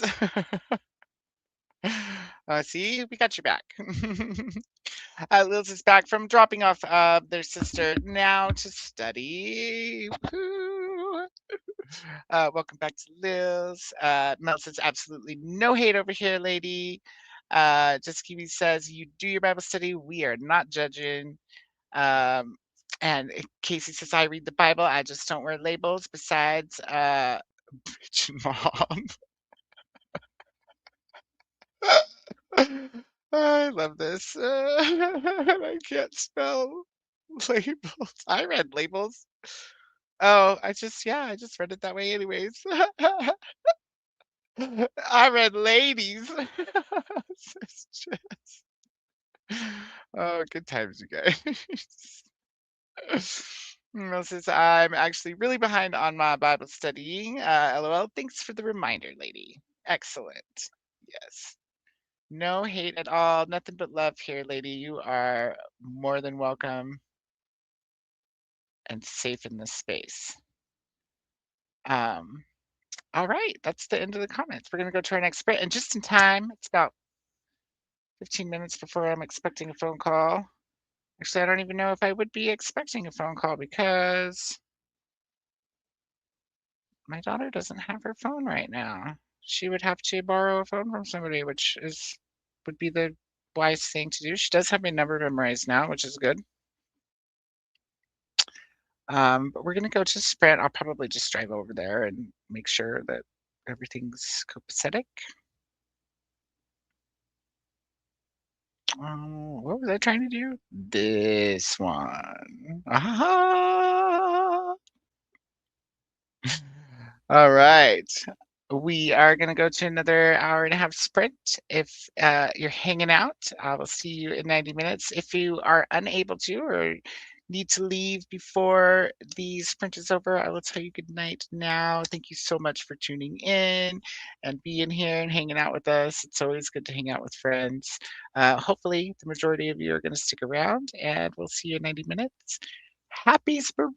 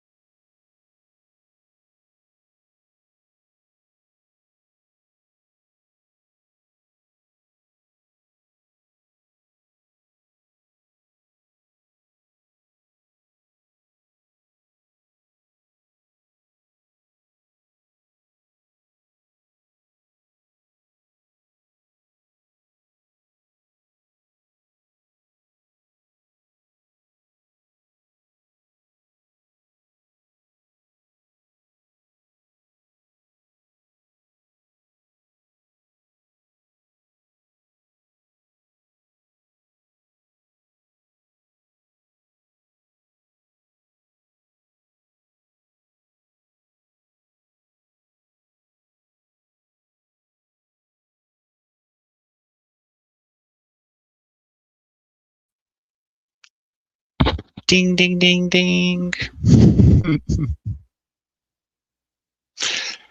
Hello, friends. I am so sorry that you had to wait as long as you did for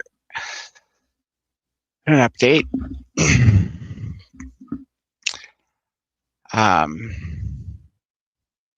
It was quite a conversation, or at least it is now that it's a conversation. Jane and I have had somewhat of a breakthrough, and we are going to be able to move forward now in a positive light. So I appreciate you guys being understanding and for hanging around this whole time. You guys are amazing. So know that.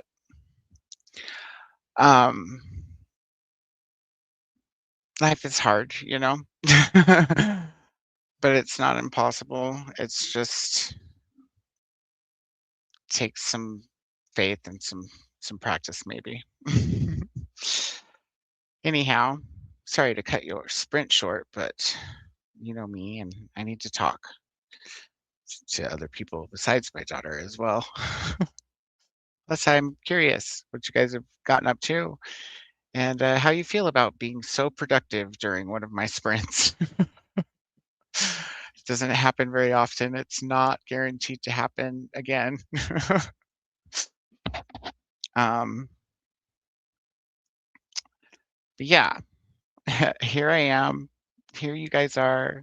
I'm so glad that some of you are still here. Once again, I appreciate giving me and Jane some time. Those ones on the floor were not. Yeah, I guess that's really all there is to say about that. Say again. Oh yeah, sorry. Yeah. So 2 on the floor though are not. And the towel that's in the washing machine, you can take it out and put it in the whites. Oh, I already took the towel out then. Who knows what I did during all of that? So, who's awake? Who's awake? Flo's awake. Flo's awake. Let me know if you're still here and actively present, everyone. Let me know what you got up to. I'm gonna go back and try to go through some comments and see, you know, what all people have gotten up to while I was gone. I gotta know. But I also would like to know, you know, which of you are still hanging around because I so appreciate it, and I'm so glad we get to hang out still for a little while, you know, because we're going for another 2.5 hours. So, man, never has there been. How long was that sprint? I don't even know because that was all very fast and very slow at the same time.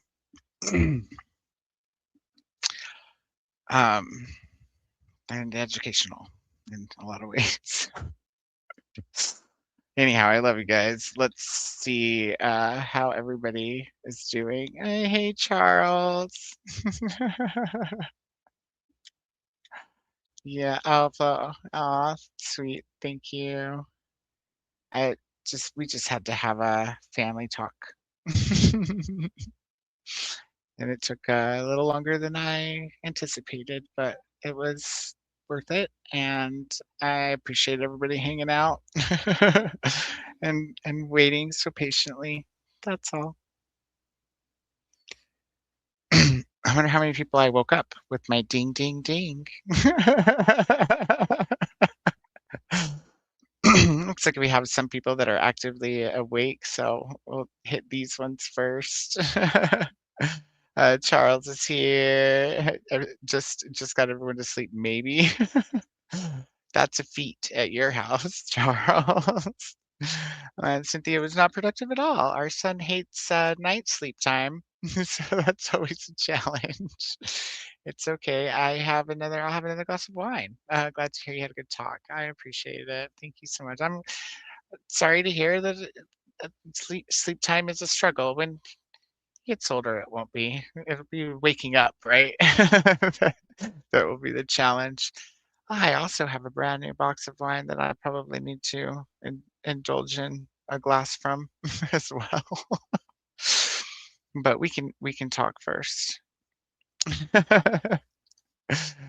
Oh, good. Christy's still here too. Thank you for hanging out, everyone. Growing up is hard. Raising a person growing up is hard. It's true. Both true on both accounts. I'm old now, but not so old that I don't remember how hard growing up is. Luckily, I'm glad that I remember at least enough to share some stories about that time in my life because I think that that's can be helpful and not just for Jane, but for me as well. And it just is what it is, but we persevere. That's what love is for. Nah, my television turns off at midnight, so you didn't wake me. I woke on my own. Fair enough. Well, glad you're here again. Thanks for rejoining once you woke up. Courtney's here. What's up, Courtney? How are you? It's good to see you, my friend. How's things been? How's work? Are you working now? Um, so much work, right, everybody? It's a lot. It's definitely something adults shouldn't have to go through on top of all the other things. But thus is the way, I guess. So we again persevere. Oh goodness. Hey, hey, Atia. So glad you're still here. How's your night going? Let me know what you guys have gotten done or not. Okay, says Courtney at work, sleepy. I need to get up, but don't wanna. Oh, I know that feeling for sure. Not for work necessarily, because I do get to like go in not very early if I don't want to, but in general, I definitely know. Y'all know me. On the fourth day of being up all day and all night, my body doesn't give me a choice. So those days, the sleep, the sleep is like that. Don't wanna. Nope. Or the waking up is like that rather. So I totally get it. Hopefully you don't have much longer in your shift.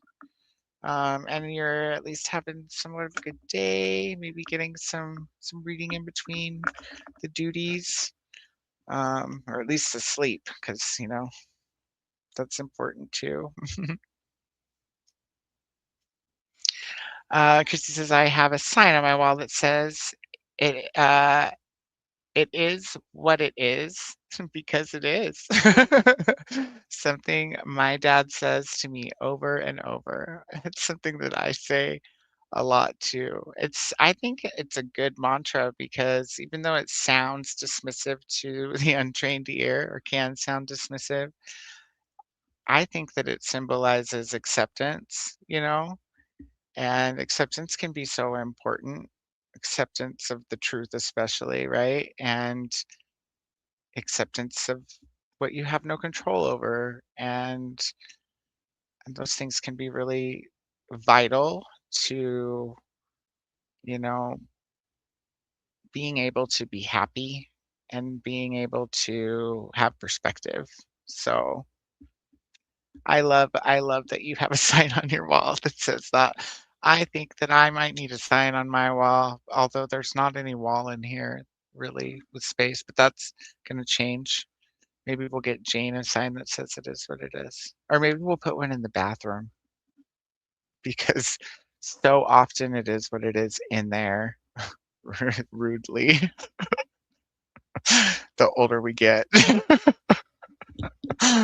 Oh, my favorite sign on my wall says, life isn't about becoming yourself. It's about making yourself, or something like that. What does that sign say? Life isn't about learning who you are, it's about making who you are, something along those lines. Pretty sure it means exactly the same thing. I can't think of the exact verbiage right now, but you know, short circuits and all of that. Brittany says I work the next few nights too, but it is what it is. You know, I have my book. Now, if I get to read, that's another thing. And that is what it is too, right? But I'm glad you have your book and that we can all be okay with things being how they are. Um, Christy totally agrees.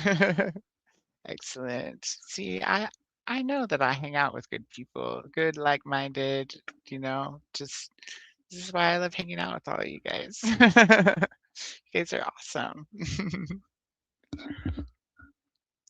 I have always agreed with it is what it is, says Courtney. Same, same. Just scrolling up a little bit, I see that Jessica Kiwi went off to bed. I just want to say good night. We'll go back up there and go through all of those comments I missed. But since you guys are here, like I said, we'll go through these new ones first and kind of have a little bit of an active conversation. It's not something you get to do very often on this channel. We're always like an hour or two behind. At least until we catch up, you know? Flo says, I don't know how you can sprint so late. I'm happy I can be up for the rest of your sprints. I'm happy you can be up too, and I don't know how I do some of the things that I do either, Flo. I just do, you know, what I do. Maybe it's because it just is what it is. But no, I just the older I get, the less sleep I need for one thing, at least in so many consecutive days. And a lot of the motivation for these is because the audience is here and it's you guys. Like, I love you guys. I love hanging out with you guys. I love talking with you guys. I love hearing what you have to say. And consistently, since when I started doing Tuesdays and covering Nicole, and then Thursdays, we would stay up late, and I would stay up late because A, I'm always late, and, you know, I'm like, "We gotta make up some lost time." But B, because so many people want to stay up and hang out and talk and read and drink wine with me also. So it's not super hard when it's reciprocated and fun. Um, Sometimes one time I fell asleep. But in all fairness, we only had 45 minutes left anyways, and everybody got like 6 more hours of sprinting. So that was the other time there was an extra long sprint on my channel. I woke up in this chair and was like, "Oh shit." Look at that. And then I still felt bad about ending the sprint early, so I let the timer run down before I clicked end stream. I just, you know, you guys are my friends, and I love hanging out with my friends. My name means friend in Sioux, and it's always kind of been, for whatever reason, important to me to just value that in a way that shows that it's meaningful and that I mean, I guess what I'm trying to say is I would never want to not embody my name or be named to the opposite of what, I am, and then it helps that I just have that desire to be a friend and to have friends and to socialize with friends inherently. And so, yeah, I take advantage of it by staying up late as late as I can, a night or 2 a week.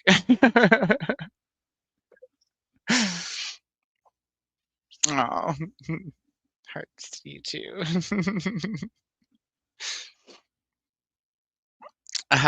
Courtney says, "I love bathroom signs." I still remember one from my grandma, and it hasn't been in the house in I haven't been in that house in years. Well, tell us, what was the sign in grandma's bathroom? I wanna know. We all do, I'm sure. And one of the signs I'll never forget wasn't actually a sign. My mom had a pair of wooden paddles that hung on the wall. We weren't paddled, well, maybe once, but, that's not what they were there for. They were like decorations. We had an aunt, she's gone now, but when we were younger, one of our aunts, she was always painting things. She would paint. I don't know that I think she painted on canvas as well, but she'd paint knickknacks, and she would paint those little, figurines, that you get, like the ceramic figurines, and just all the time, and sell them, give them away. My mom had a whole collection, um, but we had a pair of paddles that hung on the wall, one with a little boy painted on it and one with a little girl painted on it. And for context, it was me and my little sister Kyra, who's 6 years younger than me, that grew up together at my mom's house. And they both had little rhymes on them. And the boy's rhyme said, "Got a whipping from my paw, worst one you ever saw." And the girl's rhyme said, got maybe was it pa or ma? Let's see. I think it was got a whipping from my mom. I don't remember the other one. I'll have to ask my mom and then tell you guys next time. I'm pretty sure it was pa and saw. I don't remember the little girl's rhyme. No, wait. Maybe it was ma and saw because it might have been dad and had. Got a whipping from my dad, worst one I ever had. Anyways, those are signs I'll never forget. And not because they were used, but just because it was, I don't know, ironic to have a couple of paddles hanging on your wall growing up that spoke about getting your ass whooped. And the two little kids that were painted on them, they both, I don't know if they were both wearing overalls, but they both had their asses hanging out of whatever they were wearing, like their bare asses. Those paddles were for bare ass spankings. Some things just stick with you. But yeah, I'd love to know what the sign said in the bathroom at grandma's. Christy's favorite sign on her wall says, "Sounds gay. I'm in." I love that. I need one of those too. Oh, well, you must be excited for gay shit.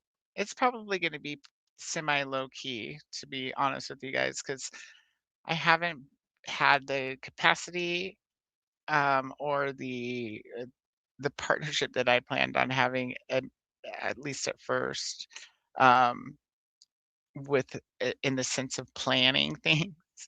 Originally, I was gonna have Travis from BiblioShark help out with some planning, and we were gonna make it competitive. I don't know why, because I'm not really that kind of readathon person, but I understand a lot of people are. So we would have had, a non-competitive side to things. But he actually got accepted into grad school, so nothing bad on him or anything. And then I've just been so busy too, and Nicole's been out of town, and so it will.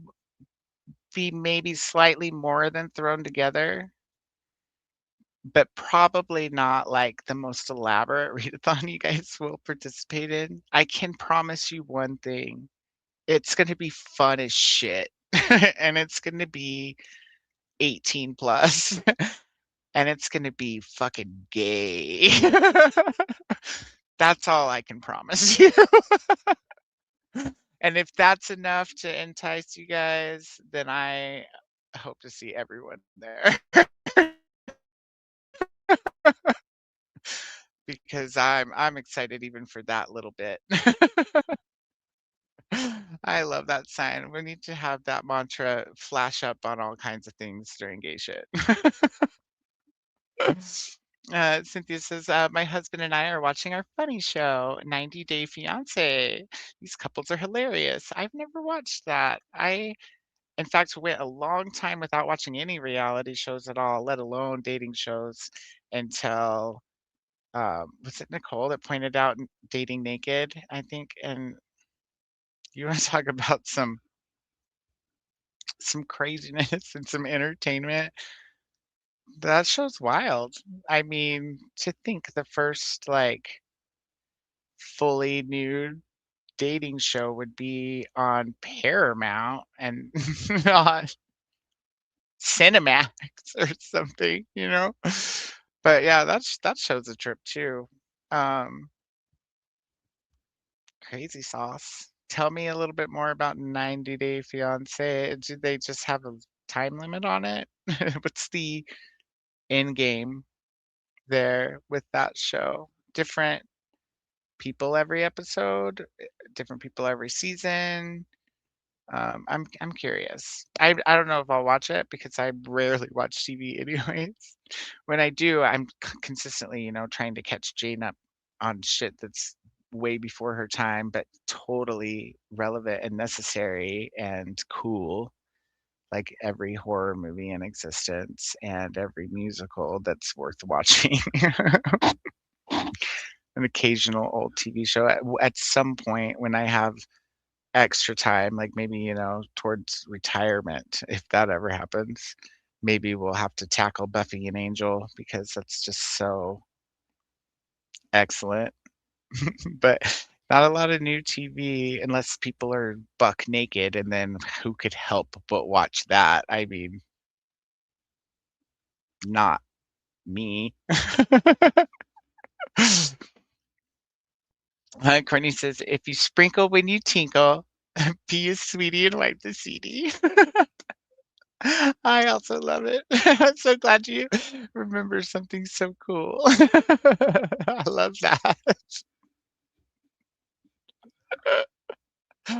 Oh, that's fantastic. I love it too, Courtney, says Christy. That's so great.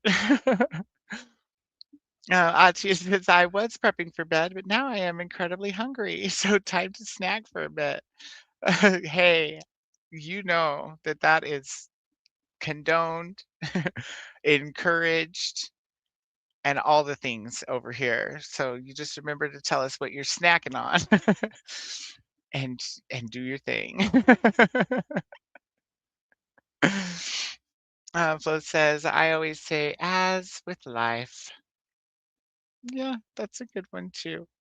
Jane often says, as one does, which is also about right, just ironic enough. I love as with life. I might have to use that one too. Oh, we do still have it, just a kiwi. I've had you up this whole time, she says, and just realized you're back. Just rewinding the chat while I get ready for bed. You didn't miss much. I just got back. Just me being gracious as I can be and uh, happy that everyone is still here hanging out and that, things are okay because I mean, if you can't be grateful for anything else, that's something to be grateful for damn sure. Things can be okay and it's okay. It's all right. It is what it is. Cynthia says, I just got a sign for our room. It says, a good day to read a book. I love it. I also love this one. We need more signs about books, I think, just in general. I don't think there's even a sign about books in this library. Oh, wait, there is a bag over there, like a shopping bag that I hung as a decoration that says, I think it says, "Shut up, I'm reading," or something like that. I'll go pull it down here in a minute and show you guys. But I don't think there's any other signs that are very, yeah, mostly paintings and that super cool Jaws poster that's actually from the theater in the 70s. It's a actual wooden marquee, um, original.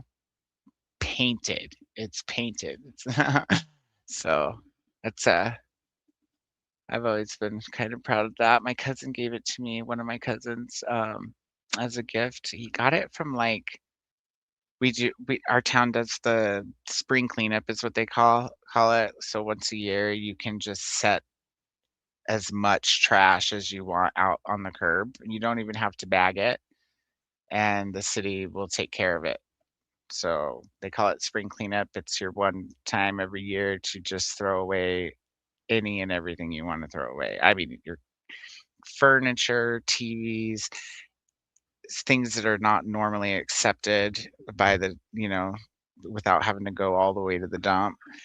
They do that once a year. It's everybody's favorite time of year, not just because you get to get rid of a bunch of shit, but because if you need shit, you can drive around and get some decent shit that people are throwing away.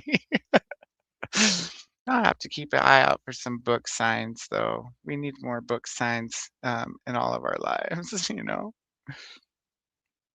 That's a good one too, Cynthia, says Christy. Yeah, absolutely. Great sign, Cynthia. That's right. There's Jamie. Hello, Jamie. Thanks for sticking around.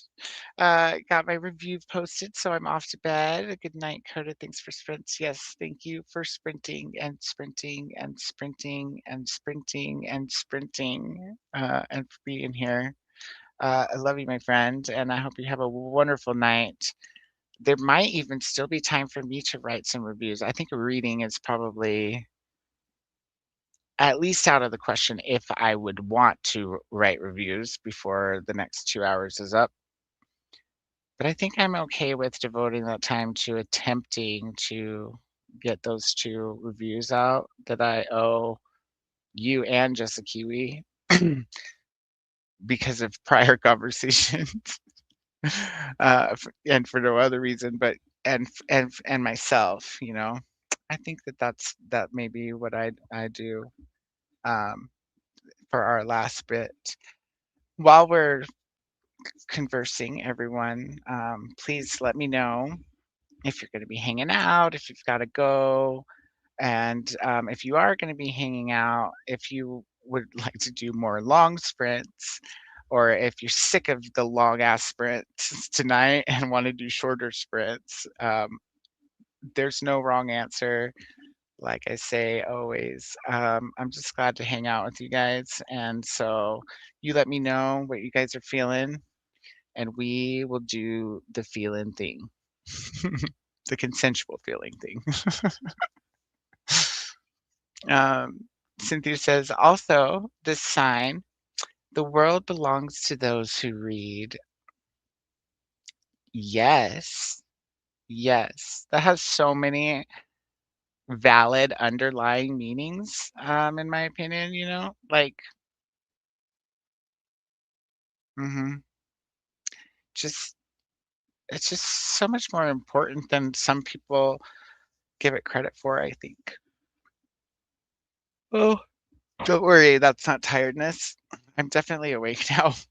That was probably just lack of oxygen to my brain. Mhm, ha ha ha! Oh gosh, it's low. Uh, and Cynthia says, thank you to Courtney. Yes, I love our wine time. Cheers, my friend. Yes, I shall cheers you when I get back. I'll even leave the little circle open when we go to Sprint so I can come back and clink you with a glass of that. And I'll grab the bag with the sign. I think it says, shut up, I'm reading. But I think I also might just be making shit up at this point because there's a couple synapses that are firing a little haphazardly at this point. It's like a mix of relief and I guess mostly relief and the things that led up to relief, stress, and tell you what though, it's a massive relief, and you know it is when your gatekeeper goes back inside and it's like, or at least mostly back inside, leaves you alone all of a sudden. Who was expecting that? Not me. I thought we were going to be going to sleep on our hips again. But hey, there's some, it's the small things in life you really appreciate sometimes. Uh, or the lack of small things. I don't know. It sounds better with dad and had. I think it might have been. I think it might have been dad and had and ma and saw. Because there was a different rhyme on both of them. The little girl spoke about her mom and the little boy spoke about the dad. And but they essentially, same principle and joke. I don't know. Maybe it did some, like strange um subliminal behavioral somethings. Uh, maybe we were really good because there were paddles on the wall. I don't know. I know we weren't the greatest, but I know that we weren't bad kids either. We didn't get in trouble very often. I rarely got in trouble. That was in all honesty, not just because I was a good kid mostly, but also because I was incredibly good at getting away with things, aka doing them under the radar when it came to it. And honestly, I never did anything that was really that bad. Um, but there were things that I did that I would have probably got in trouble for or told no, I couldn't do. I just didn't get caught. Like, that's the secret, I think. Oh, and I was always, at face value, I was always respectful and tried to do my best to make at least my mom happy. I didn't always try to make my stepdad happy. We didn't always see eye to eye. Looking back, he taught me a lot of valuable lessons and just values themselves. Um, even though I didn't think he had anything to teach me at the time. So I appreciate that from him. My mom, I've always been a mama's boy. I always tried my best, within a certain sense. I mean, I was a kid, I was a teenager. I definitely tested boundaries from time to time and stood my ground when I thought it was necessary from time to time. But I also just really valued my mom, her happiness and her praise, I guess, too. So I don't know. I always tried to be her little her good little boy if I could, not help it. But maybe it was the paddles. Hey, Raven. Raven's still here too. So glad. Just got back from showering. I love that we can hang out and shower together and read together and all the things. It's like a family. Writing in my journal now. I love that. That's good. That's very good. I haven't written in a journal in forever. Forever, forever. I kept a journal when I was really young because I've always loved to write. But now when I think about writing, like, anything personal, it just it I don't have the energy usually by the time I get around to writing about something to write long form, and so if I do write anything, it tends to be poetic. Like, I'll jot some lines, then I can get my thoughts out, and I have something to go back to later that I can work with and craft and make into something bigger or at least more complete. Some of my favorite poems are ones that I refined out of ones that I had written 10 or 15 years prior. Um, I love to express emotion, and I think it's cool when other people do that too. It's an act of bravery in some cases, you know? Yeah. Oh, that's what I read. So, hey, I'm picking it up even when it's not spelled right, you guys. Didn't even notice. Courtney says, I'm slowly making my TBR for gay shit. Yes, I love this. I haven't set like a whole TBR, but I have been like avoiding some of my gay arcs. I've been trying to put aside certain things for gay shit and then other things for gay shit because I desperately want other people to read them with me and know that they won't have time until then. So one of those things is First Tilt. Just love this cover so much. Another of those is going to be this one here. Um, because Rena can't. Holy shit, you guys. And the sequel to this will be out by then. It comes out at the end of this month, and it's also called Something the Villain. I used to know, but my brain's not working right now. So what is it? Oh,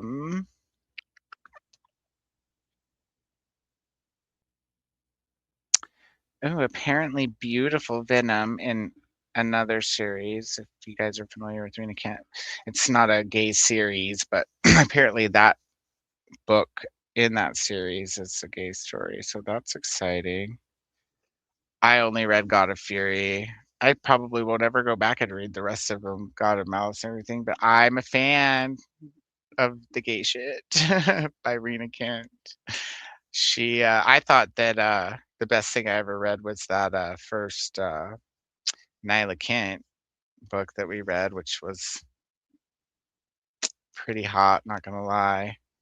But Rita Kent blew my mind. I was like literally on sprints, like, you guys. Oh. So I'm super excited for both of these. This, if anybody doesn't know, has been called um, Heated Chivalry. It's supposed to be Heated Rivalry meets A Knight's Tale. It is a sports romance about jousting, and I hope it has lots of jousting. um, those two specifically. I don't remember if it was Atia or who had told me about, or maybe not told me about, but answered my questions about, at least,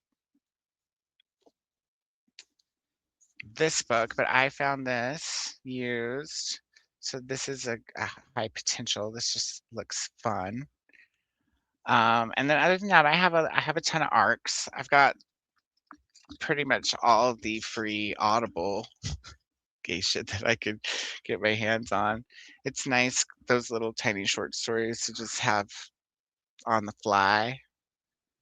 So even when I tell you guys, like, I haven't been reading shit, chances are I might have hit up at least a story or two of one of those on the in-betweens of things.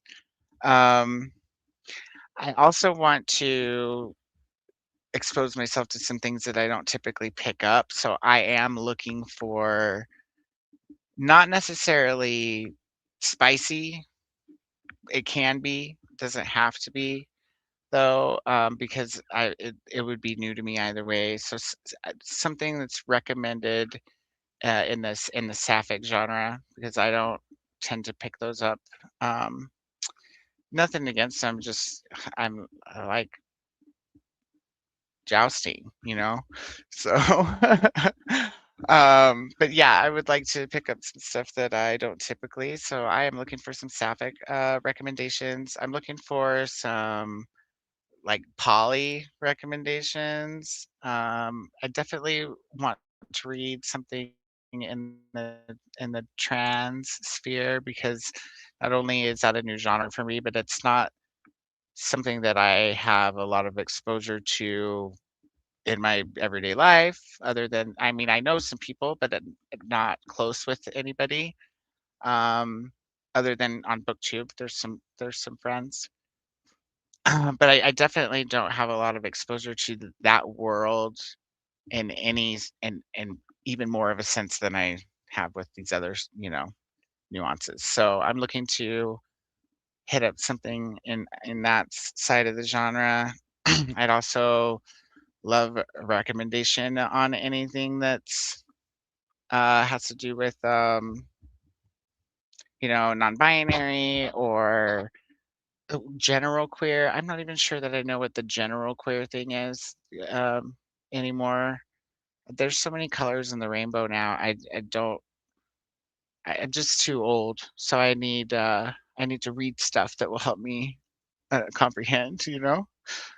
Um, what else did I don't really have a lot of exposure to. Um,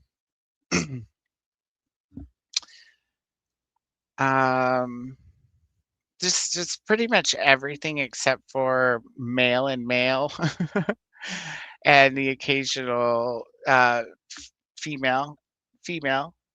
So sapphic. I've had some sapphic stories, but not a lot. It's just not my go-to. And I've had plenty of gay stories, which I tend to pick up the most because things you identify with, right?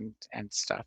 Plus, I started my gay reading journey pretty late in life. I think that the first thing that I ever read that was wholly, solely gay was probably within the past 5 years, even. I'm trying to think of what the first thing I read was. It, mm, I might have to think about it really hard because I don't want to name the wrong title, but there's still a ton I haven't read, and a ton I'd love to read. And I definitely have some I definitely am a fan of at least a couple different authors now. For spicy, like I said, Rena Kent smashes, which caught me by surprise because when I first set out to read spicy gay romance, like I intentionally tried to find male authors. I think we all kind of do that, just hoping to get something that we think is going to be, I don't know, more on par, more understood in some sense by the author. Um, I don't know that that's necessarily a thing, though. I think that some people are capable of writing outside of their everyday and do it quite well. Some people don't. That's true too. The first one that I read, I remember now, was that Tasman Baker. She's an Aussie author, the one who wrote the gay shifter romance that I tried. I did read the whole thing.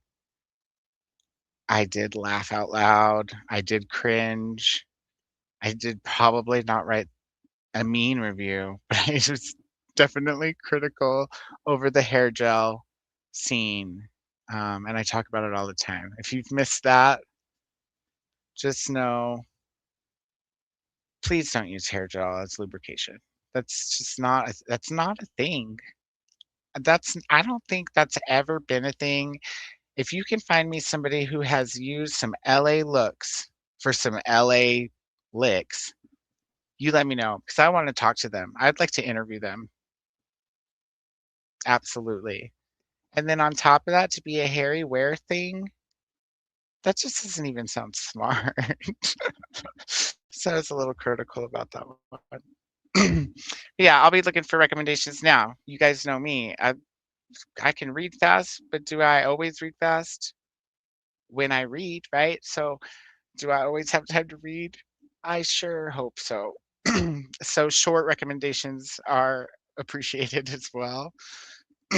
Not necessarily a short story, but like novella length, something that might be a nice taste without too much commitment would be appreciated. And I am open to emotional. I am open to comedy. I'm open to any subgenre there is. So just throwing all of that out there real quick. Says now I may need to find gayer books. Tell us tell us how you mean. How in what sense do they need to be gayer? And if anybody can help you out, we will. Courtney, come on. We're here to help each other.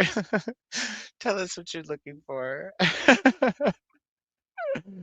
When does it begin? It's going to be the whole month of June, so it'll coincide with everyone's favorite readathon tar.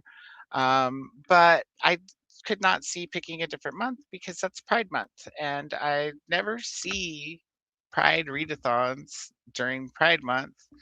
I always want to read gay shit anyways during Pride Month.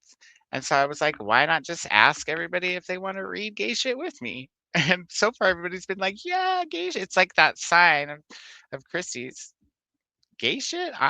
Yeah, what did it say again? If it's gay, I'm in. I'm going back up. Hold on. Sounds gay. I'm in.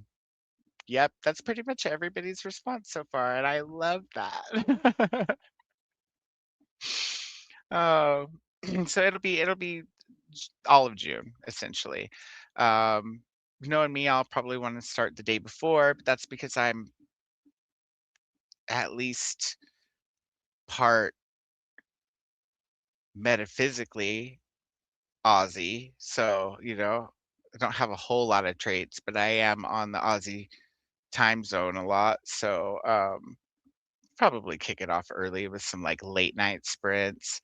We're gonna have sprints where I'm going to attempt to do a train like Nicoda always does.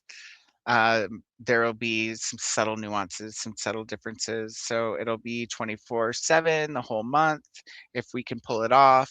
The only real big difference is going to be, well, differences will be that it will be 18 plus. I wanted to do an 18 plus event for a couple reasons. One, I wanted everybody who attended to feel like they could talk about and use words that they wanted to use regardless. I did not decide to do this to disinclude anyone. And I am open to any hosts that want to exclusively host for the underage crowd that may want to participate in a similar, if not the exact same event, because I don't want to disinclude anyone. Okay. But I wanted to do 18 plus event because I wanted us to be able to be gay as shit, unadulterated, uncensored. And I don't think anybody's ever done an 18 plus readathon before. So I thought that would be cool. But like I said, I am open to anybody who wants to host for the younger crowd because I don't want to. And if that is the case and there's enough support there, we'll just run it in tandem. It doesn't have to also be 24/7, but I don't want one crowd to be forced to mix with the other crowd if they don't want to be. I want there to be the 24/7 train for the 18 plus main event. The other difference will be it will not just be 24/7 sprints. There will be interjections so that we can have gay watch parties and watch gay shit too.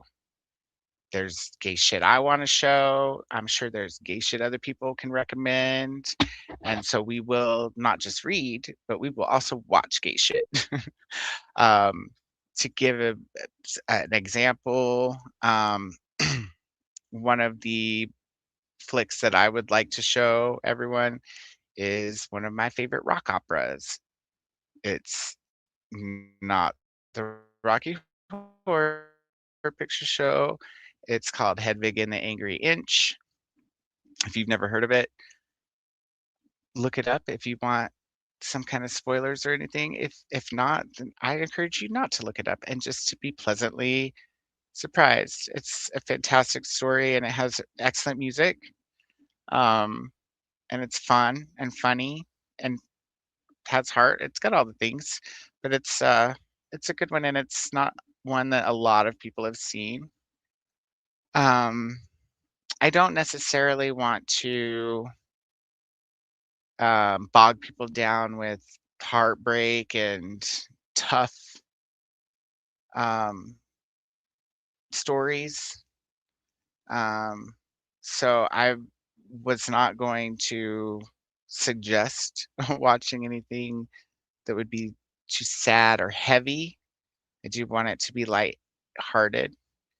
With that being said, if people want to watch something that is heartfelt, touching, sad, heavy, I'm not opposed to it. I just didn't want to put that on anyone, you know. And also, you guys know that everything's optional. So um, watch what you want to watch and read when you want to read. If there's people who don't want to watch anything, I'm open to having sprints run in tandem during those watch parties. I will have the train, if I can figure out how to swing it, I will have the train actually run through the watch parties and the sprints. What I was thinking is that there would be something on YouTube that would direct people to the watch party maybe. So like the sprint ends and the next segment on the train is a watch party, then maybe you're directed on the playlist back to like my channel or whoever's hosting the watch party's channel, and maybe there's like a QR code that takes you to the Discord or whatnot where the watch party's happening. Tell me what you guys think about that. We obviously can't show the watch parties on YouTube for obvious reasons, but I thought it'd be cool if you could still get to them easily, doing some kind of linkage. But yeah, we will watch and we will read gay shit. We will be gay shit. It's gonna be fantastic. um, and everyone is welcome. You don't have to be gay to participate. You don't have to be gay to host either. So, you know, friends and allies are just as important as the rainbow crowd. You're part of the rainbow crowd, and I want everybody to be there and have fun. We're just going to have so much fun. I'm going to try to have as many up all night sprints, which are my favorite types of segments during any readathon, as possible. If you haven't been to one of my up all night sessions, it's pretty much just facial masks and chatty bits and drinking and conversation. It's pretty much one of my sprints, but with less sprinting. We might have like a bathroom break here or there, but we will just hang out and it's so much fun. This sounds like a fun readathon. All my kids are queer. They are the best. That's fantastic. All of my kids' friends, for the most part, she's met a few straight people that she's friends with now, but for the most part, all of her friends are from the rainbow crowd as well, and I couldn't be prouder.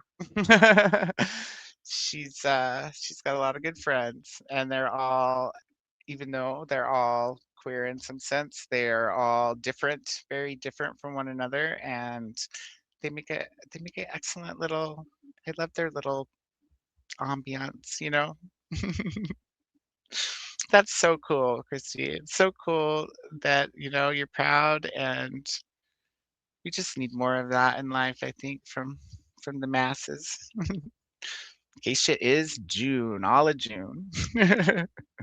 And the first tiny little bit of May, but only a little bit because we'll actually be in Kindle Mayhem for that. So what I'm going to have to do is convince Nicole that they need to cross hairs there just for the Aussie portion of June, which it probably will anyways because normally she sets it up to where it kind of ends in Aussie time, which is before it's June here, right? Yeah, a day before. Um, so it'll actually be June there earlier than it is here. And usually, though, we have like after sprints, right? So like it'll flow into Aussie June with the end of May being over here. But I think we're gonna have to like cross pollinate and just like maybe have like some gay shit the last week of May so that everything can just be cohesive. Maybe we'll just run that train right off the tracks into gay shit, and it'll be the longest damn sprint train of ever. I don't know. We'll do what we can. Flo says thank you. Yes, thanks, Courtney. I mentioned a few 80s films to my Gen Z coworker. He spent last weekend watching 4 of them. Okay, spill, Flo. I got a pencil right here. Chris, if Chris, I don't know if Chris is still here, but Chris has given me a list of some potentials as well that is here somewhere in all of this nightmare. Because I mean, it's a beautiful nightmare. Don't get me wrong. It's books, but whew, I got to get to this mess too. Good thing I have my whole life. Um, not really, but it is what it is. Definitely want to know what these 4 films are from the 80s. Atia says, my snack of choice is hot honey popcorn from Trader Joe's. I have not had hot honey popcorn. I have had hot honey even semi-recently because there was at least one, I want to say 2 though, meals when I was on, when I was doing the, oh, what's it called? Fresh, eat fresh, fresh shit. We'll just call it fresh shit. You know that that little subscription where you like cook the things that they send and there ain't no leftovers. That happened to be their downfall for me. When they asked me like, "Why did you stop subscribing?" I'm like, "Oh, as affordable as you say this is for $80 a week, I can go have 3 meals and leftovers, and I just can't justify not having leftovers. They're so important in this house." HelloFresh, that's what it's called. Yeah, couldn't do it anymore. They were good. I will give them that. The meals were good. Quality of the produce, hit or miss. Never horrible. Not always great, but sometimes great. And the recipes were fantastic. I saved all the recipe cards so that I could make that shit again. Hot honey was one of the. I think I feel like maybe it was a glaze on one thing. For another thing, it created some kind of dipping sauce. I'm a fan of hot honey, to be frank. Cynthia's okay. So 90 Day Fiance is a a reality TV series where an American and a foreigner date for 90 days so the foreigner can get their spousal visa. Oh, beautiful. The main point is there's always drama. Um, so this actually sounds very entertaining. I might just jot down 90 Day Fiance. If you and your hubby are open to full frontal nudity on from both genders, definitely check out Dating Naked, but watch the UK version because the American version is censored, of course. The 90 Day Fiancé. I might have to at least watch an episode and see if this is binge worthy. As much as I don't watch TV, if it's binge worthy, I'll make Skylar come watch it with me. We do TV together well. It was fun. That's the most TV I've watched in probably the last like 2 or 3 years is when Skylar lived here. And we still need to watch the end of Stranger Things, and I still haven't watched the rest of Heated Rivalry. Although we did make plans in the Discord. Did I officialize those? Life has been so all the things lately. I feel like we had a final vote, but I didn't officialize it. And I feel like nobody really said what day they wanted to start, or maybe y'all did and it just wasn't right away. Let me go back and look real quick. Okay, yeah, so reply here for your preferred start date. And I think that was just a little confusing because I didn't really speculate. But it also looked like only a couple people had voted total, and that out of all the few people that voted total, both of the weekend and the weekday were voted on by the same people. So if anybody else is interested in watching Heated Rivalry with us, it looks like. Uh-oh, I'm gonna have to plug this computer in. Looks like the consensus is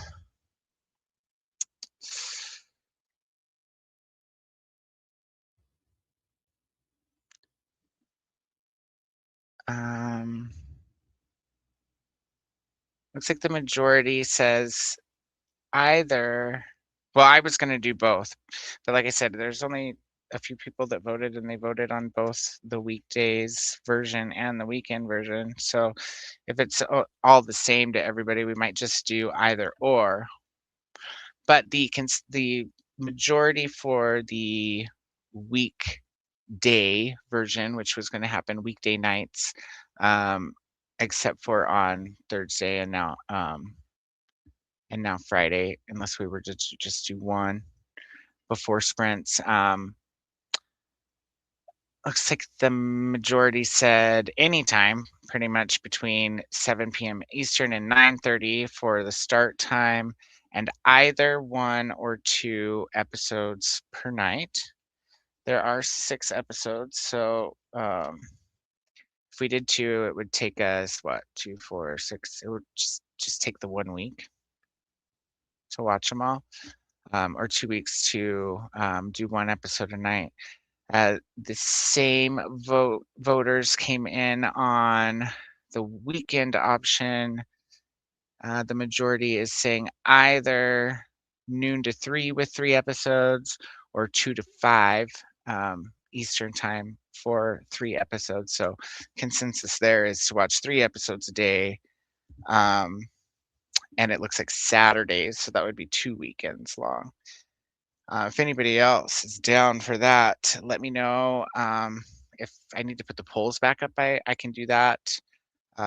If you just want to tell me what your preference is, then I'll work at getting a start on those as soon as possible, because I haven't watched the last 2 episodes and I would love to do that. But I am excited to rewatch the first few with anybody who has seen it or hasn't seen it. I don't care. Let's watch some gay shit.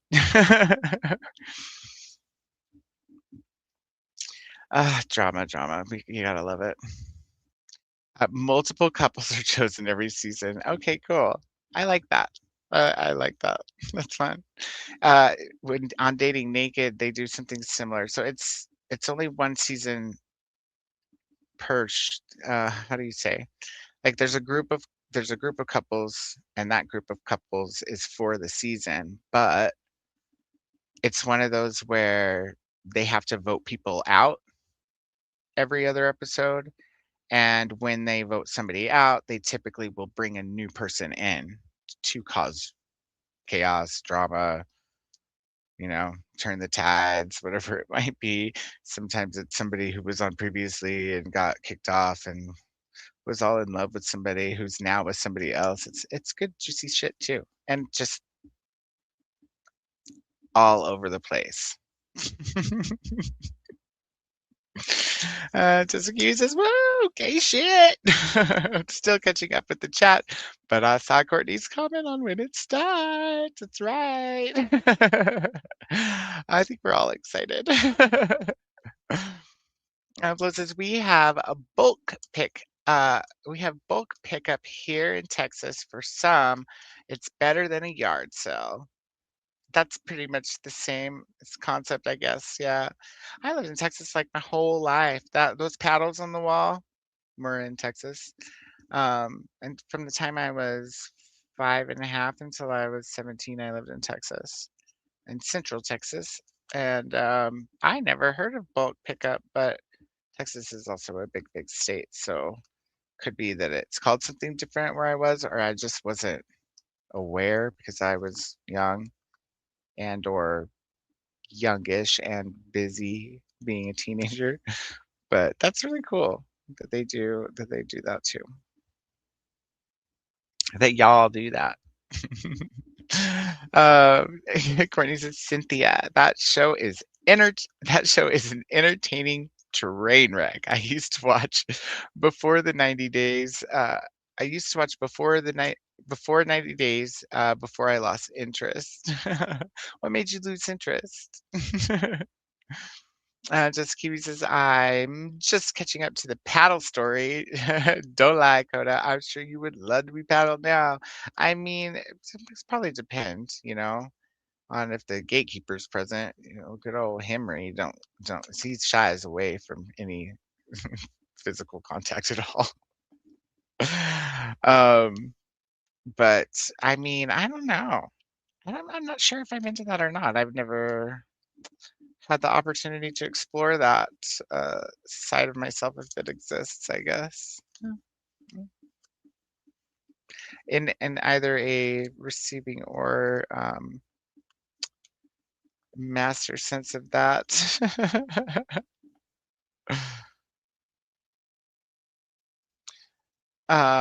Oh, Courtney's got to get back to work. Be back. All right, cool. We'll be here, Courtney. I will be there, says Flo. How about something in the middle? For the heated rivalry? Or am I pulling this out of context? Something in the middle.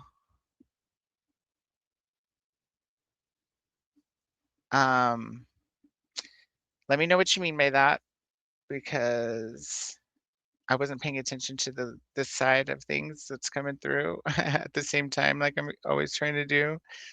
And so whatever, oh, the length of your next sprint. Thank you. See, I was that time. Something in the middle. Yeah, okay, like 45 minutes?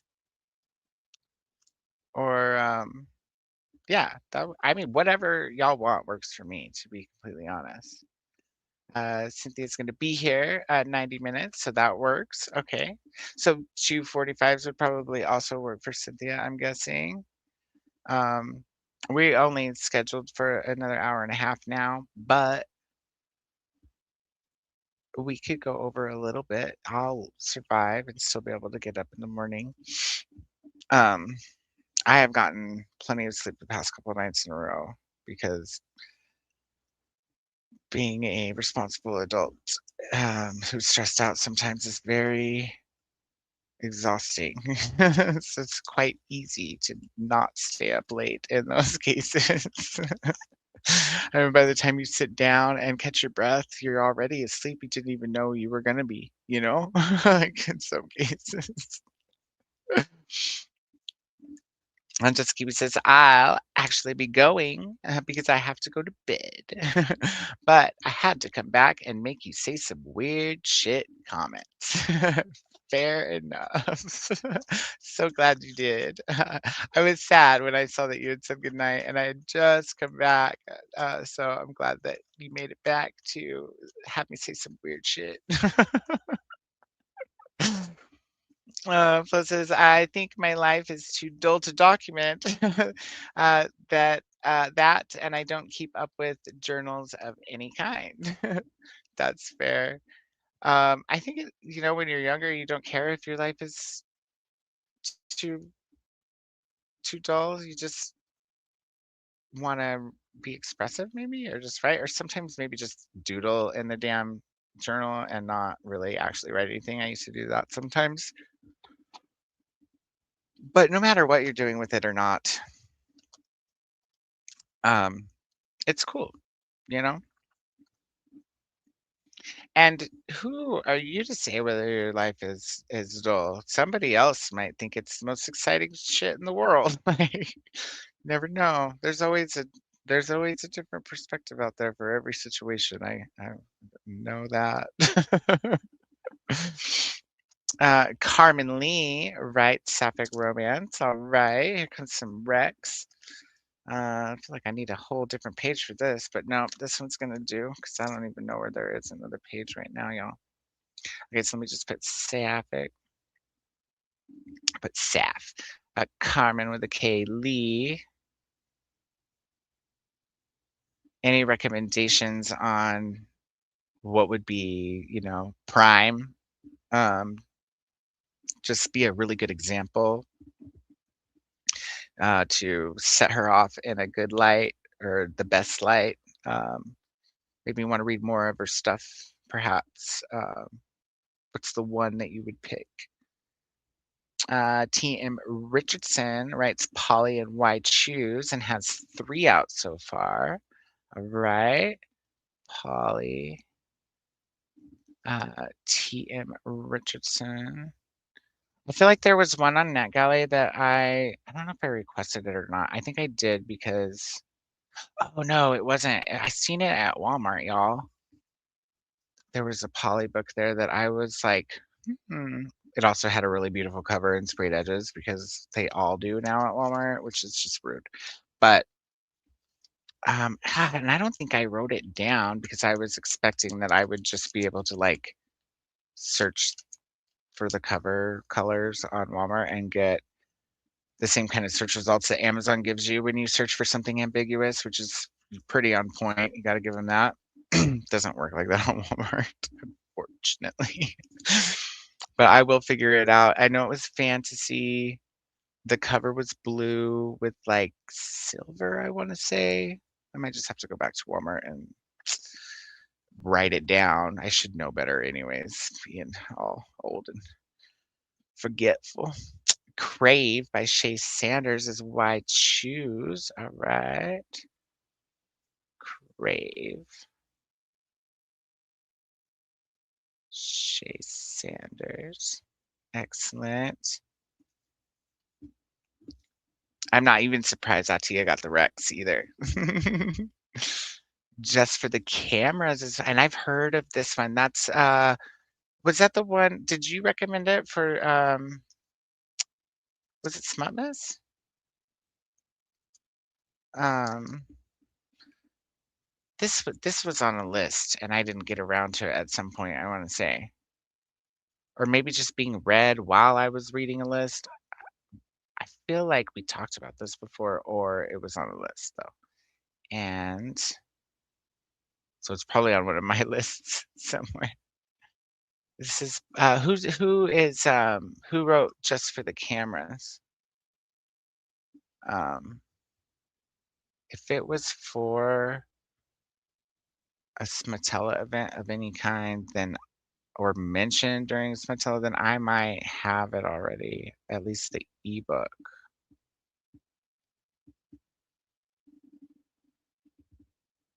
Because y'all know I do collect more books. No, I'm not going to say than I read. I'm going to say I collect books faster than I read them. Yeah, let me know the author and I'll be able to tell if I have that one or not already. Oh, Piano Onyomo. Piano. See, now that part does not sound familiar, but I know I've discussed or looked up or something this book. Let's see. V. Nope, wrong folder. Come on, Koda. Listen. Oh, wrong drive. Okay, this one. And this one, and this one, and Viano. Ah! There's a Viano Onyomo folder. That's a good sign. Looks like I have Just for the Cameras and also Portal to Pleasure. So that's also an option. Cool. I love when people point out stuff I already got. I'm gonna circle that one. Thanks, Hatia. Excelente. A Lady for a Duke by Alexis Hall. It's trans-historical. Awesome. I haven't read Alexis Hall, but I do have some collected, and one arc, the sci-fi-ish one that was not too long ago. Lady for a Duke. I also have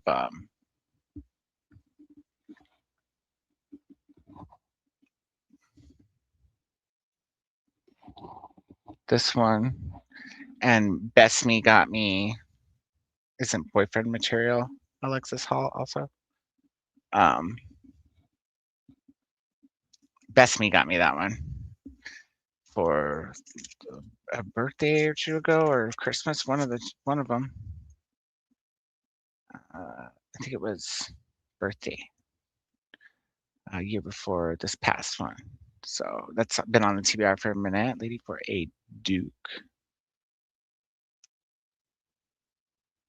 Alexis. I'm just gonna write Alexis. If I forget who that is, I'm doomed. I Wish You All the Best by Mason Deaver, non-binary teen. All right, cool. Asexual would be another good. That's the one I was trying to think of earlier, you guys. I don't know a whole lot about that subject, or definitely haven't read any stories featuring, so that would be a good have never. We could even make it a game and play Never Have I Ever Read. That would be fun.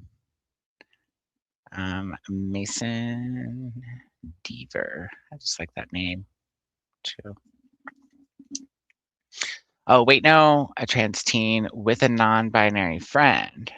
Okay, no, that's cool. That's even better. Diversity, y'all.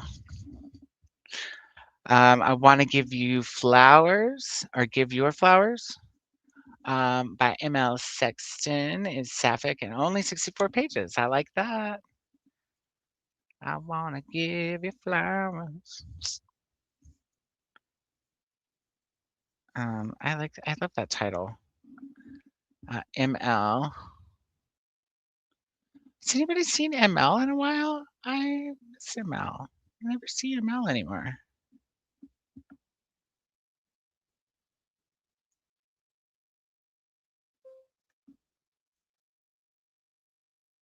Oh, I don't have that one. I'll have to check for some of these other ones too, just in case. Sapphic, 64 pages. Let's see. I don't think I wrote down. Yeah, lady is trans, and Wish You All the Best is trans with non-binary friend.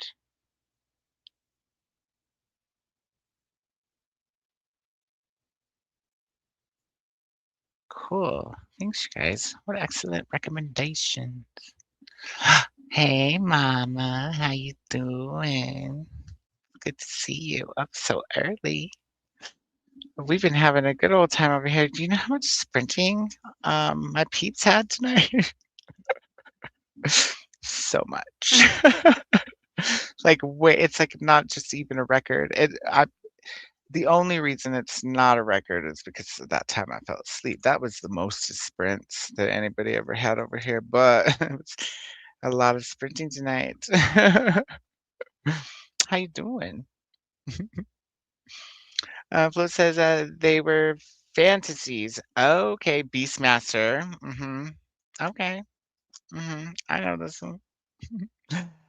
Dragon Slayer, Legend, and Kroll. Okay, so I don't think that I've seen Kroll. I definitely know what Kroll is, and I may have because, I'm an 80s kid, so I may have seen him and don't remember. Um, Beastmaster, I feel like I've probably seen. Until I was 5, my mom was with my dad, and before they divorced, they actually owned a video store in a small town here in Colorado together. So I used to hang out in the video store when I was like 2, telling people how much I love Jaws. This movie really, really good. He took it upon himself to watch Sheena Warrior Princess. Yeah, classic. Classic.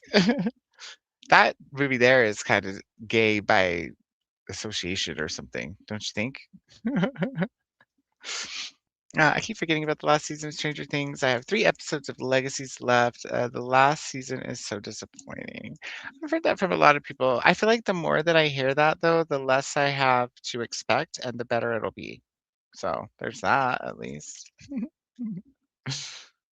I'm easy to, like, as long as it ends and it's over when it ends, I'm generally good, at least by season number whatever. I mean, I feel like that a lot. It's like as much as I am such a huge fan of Song of Ice and Fire and loved the first few seasons of Game of Thrones, like they can never quite keep it together through the end of anything. I feel like, like it just kind of went to you're just kind of glad it's over by the time it's over. True Blood was like that for me. Like by the last season, True Blood, I was like, okay, well, thank God.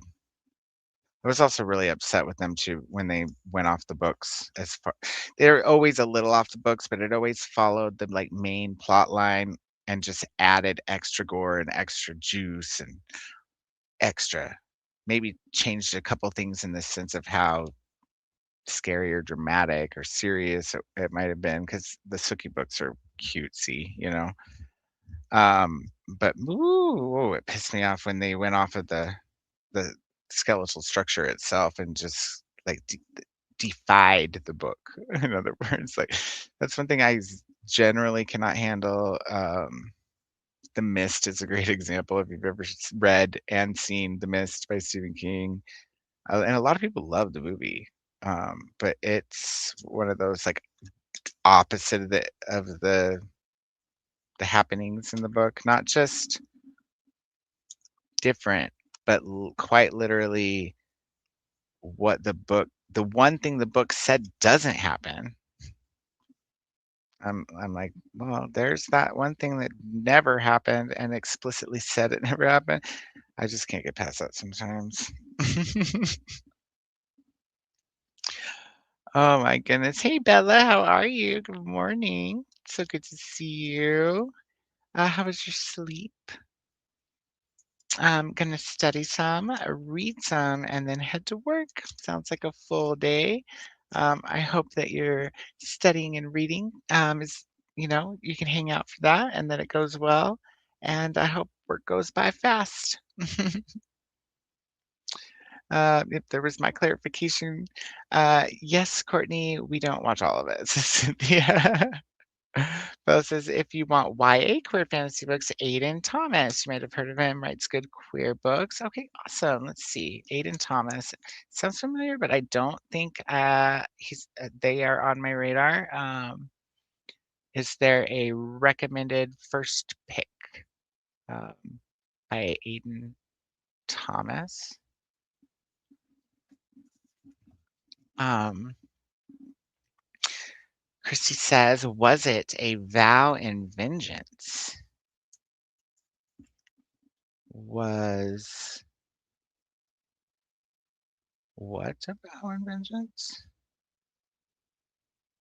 What is it? Oh, wait. The Ark? Is that what you're asking about? Are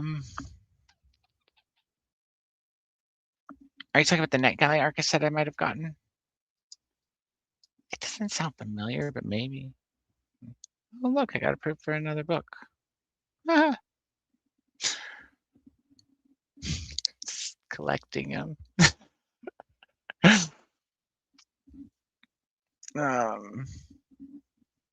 Oh, goodness me. Oh, no, the book from Walmart. I know what you're talking about. Oh, I see it now on the comments, but hey, it clicked. I still clicked it for a second there. Let me see. A Vow and Vengeance.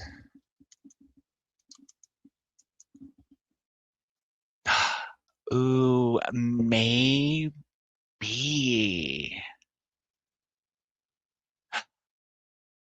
I think maybe. It's definitely blue and silver. Christy, you're like pop culture quiz winning right now. I'm thinking it might be. Let me get to somewhere where I can see more of the book. Where the Walmart link is. Oh, look, it's on NetGalley too.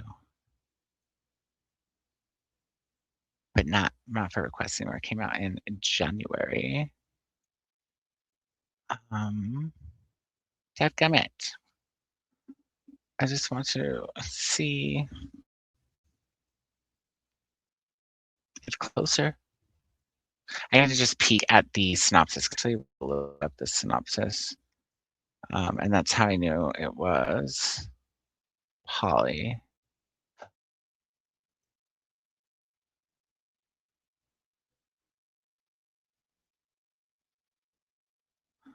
I think it is, maybe. What do the edges look like? That'll be my giveaway, you know? Right. Oh, maybe. I don't know. The edges don't look familiar, though, now. What's this other cover with horned guy and the lady on the cover? I'm going to say it's got to be. I mean,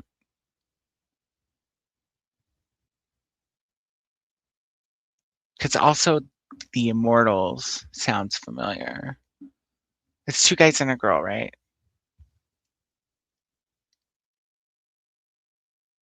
Oh, maybe.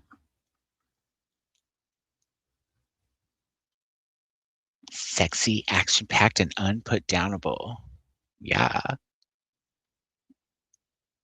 I just want it because it's pretty. I think it might be. Good job. I'm going to write it down so I don't forget too.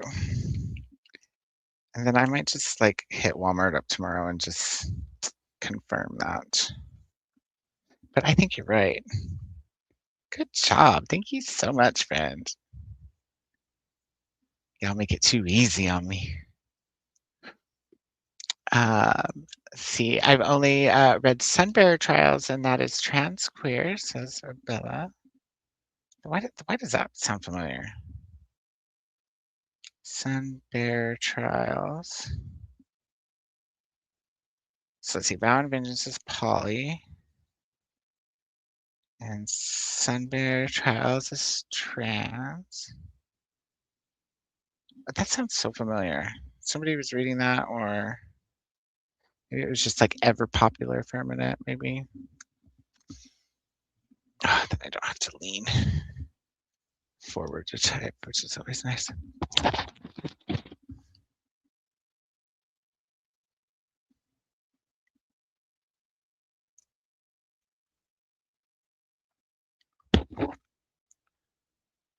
Oh, no. Isn't this like a trilogy? And did you read all of them? Oh, it's a duology. I scoped these out. So I do know who you're talking about just by the cover. Like, Atia, were you reading this book at some point? It might have just been something I saw at Barnes & Noble too. Yes. I think it might be on a list of mine already as something I wanted to read. Because I would do that, you know? Find me a cover and be like, ooh, this cover looks great. You can often judge a book by its cover too. At least pick a good one. Um, just saying. Yes, and we have it. And that other one, what was the other one? The other one says it's MMMF. I closed it, but let's go right back to that folder.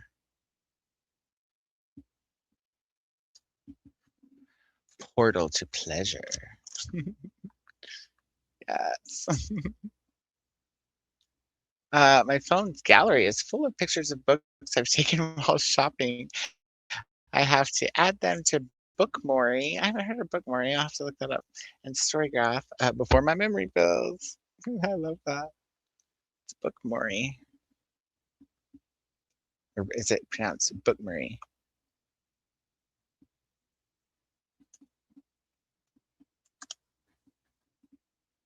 A reading tracker.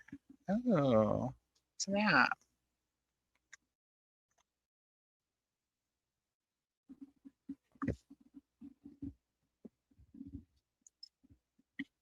Oh, I love the interface. I like that. Is it online too, or is it just an app? Like it's just personal track? BookMori review, better than Goodreads, but with something.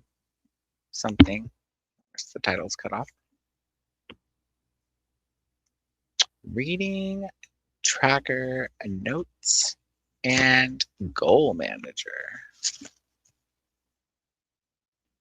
I might just open this up in a second tab.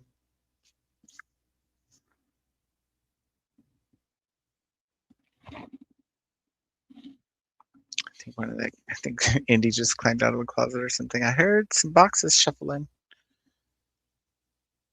It looks like it's just an app.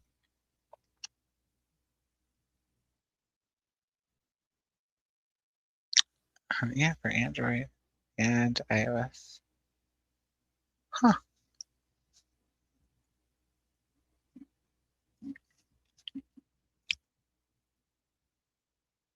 I love it.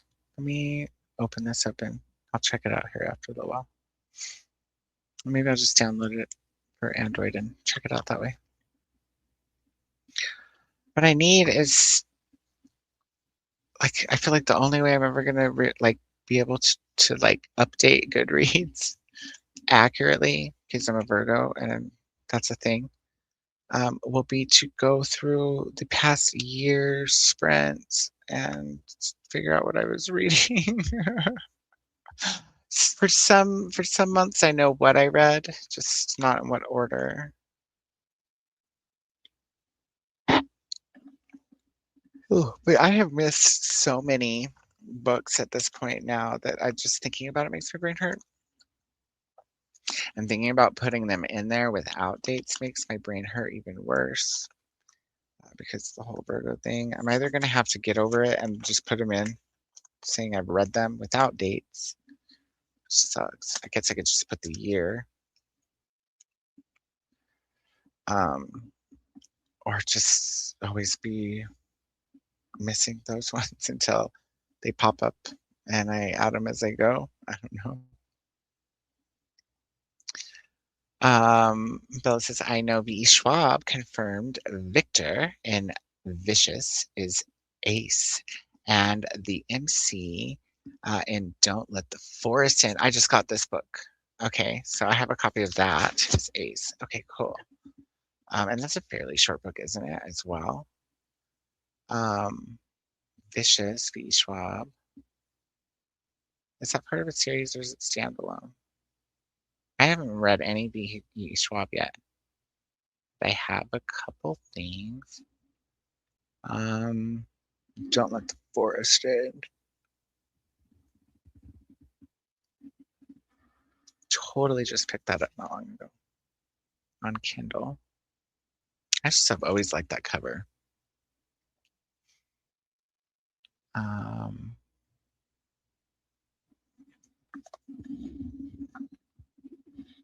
Excellent. You guys rock. Christy says Krull was the one with the main dude who had a glaive, a 5-pointed star, as a weapon. I can picture the cover, to be honest with you, like the VHS cover, Christy. Not just because I'm an 80s kid and my parents owned a video store, but I was also the manager of, well, the assistant manager of the Hollywood Video here in town until I got the GM position at the movie gallery, which was after movie gallery bought Hollywood, but before we all closed. That was like my dream job, you guys. If the video stores would not have gone under, I would still be working at the video store. I was so good working at the video store. I feel like this is one that Mary made me watch. Mary was the GM when I was assistant. We were really close. Cynthia says, my best friend Rochelle read this one, Invisible, by Daniel Ehlman. Genres, YA, LGBT, realistic, fiction, queer, romance. All right, let's see, Invisible. Wait, is it called Invisible Daniel Ehlman, or is it called Invisible by Daniel Ehlman? I guess if I type it all in, it's going to pop up, by the way. Let's see. Invisible Daniel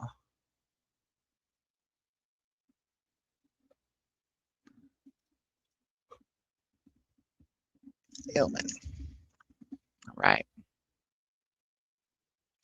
I think people like The Mist because of the end. That's what most people tell me. Most people who like it. And even, yeah, I knew Stephen King liked it too, which I thought was funny because it is totally, I mean, not the surprise part of it, the part that he liked, is necessarily opposite. That was a creative nuance, I thought. But the army thing, it explicitly says in the story, like, it's one of the last lines, right? The army never came. I was just like, what? Oh my goodness. I think it is, Christy. I really do. I'm gonna have to go look tomorrow. If I buy it, it'll be all your fault. Just kidding. If it's on sale, it'll be all Walmart's fault. Listen. Yes, a bisexual man with a female and a male relationships. FMMM. Have you read it, or did you just know it's just on your radar? I was drawn to that book. I don't know what it was, but I had to touch it. I had to pick it up. I had to read a little bit of the synopsis, which I never do. I guess recently a little bit more because the LGBT books are becoming a little bit more mainstream, it seems like. So I'm curious, especially when I see romance on the shelf and it's pretty. I'm always curious if it will be LGBT and in what sense. So I do take a little peek, I think, more than I have in the past. But it says also Iron Widow is poly. All right. Yeah, I got so many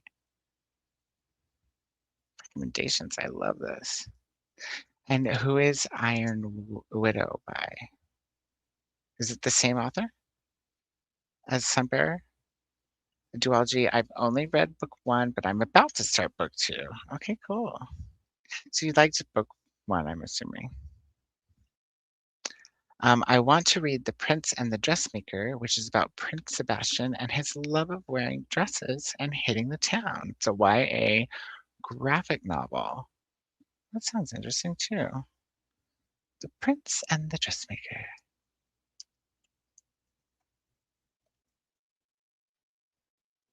Oh, it looks cute. I like that. We have Andrea or Andrea. Let me know. With us. Hello, welcome in. I don't think I've seen you here before, but I'm so glad you're here. Thanks for subscribing and for, throwing out a comment. I love it. If you have been here before, it's maybe been a while. Because I do my best to remember the people, the friends. Either way, so glad you're in. Vicious is the first in a series, but it's self-contained, so it can be read as standalone. Did I write down Vicious already? Yes, that's the Schwab book. Okay, cool. Thanks for the tip. I haven't read any Schwab. I have some Schwab. I definitely have the one that, you know, made them big. Is it Addie LaRue? Is that Schwab? I do have Addie LaRue, and I have 2 of Shades of Magic, I think. The third one's so damn expensive. I haven't seen it used anywhere.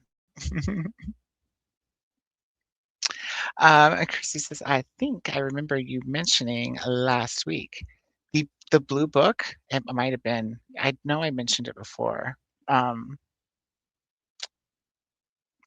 blue book. Yeah, the one. It, David Ailman. I have so many recommendations now. Don't Let the Forest In. Anybody read all of these that have been mentioned by chance? Like, just has read all of them? If you have, tell me what I should start with. And Atia, have you read that other? Shit, I meant to plug that in and did not make it with the plug. I thought I did.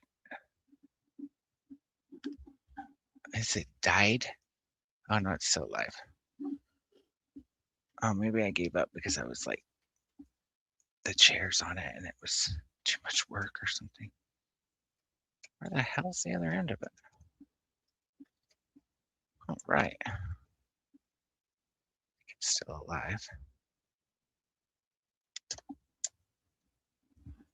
Are you still alive? Okay, cool. The other, I'm gonna butcher the name again. A Viano book that I mentioned, Portal to Pleasure. Hey, there's my keys. It's always good to know where those are the night before, so you're not like even later than usual, which is always trying to look for your keys.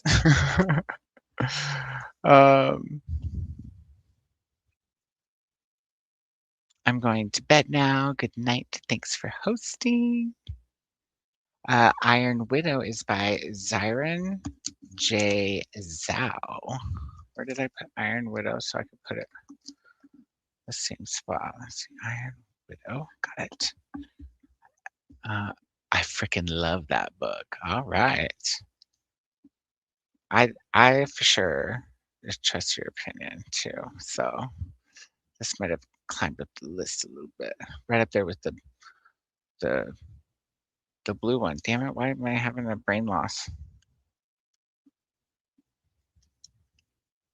Christy, you see how quickly it happens? Brain loss, just like that. Where the hell did I write that one down at? Y'all. Avowed Vengeance, right? Yeah, Avowed Vengeance. That's it. Good golly, y'all. Let's see. Iron Widow, Zyron. I'm assuming is how to say that. Jezal. All right. I have to look this one up. And look at the cover.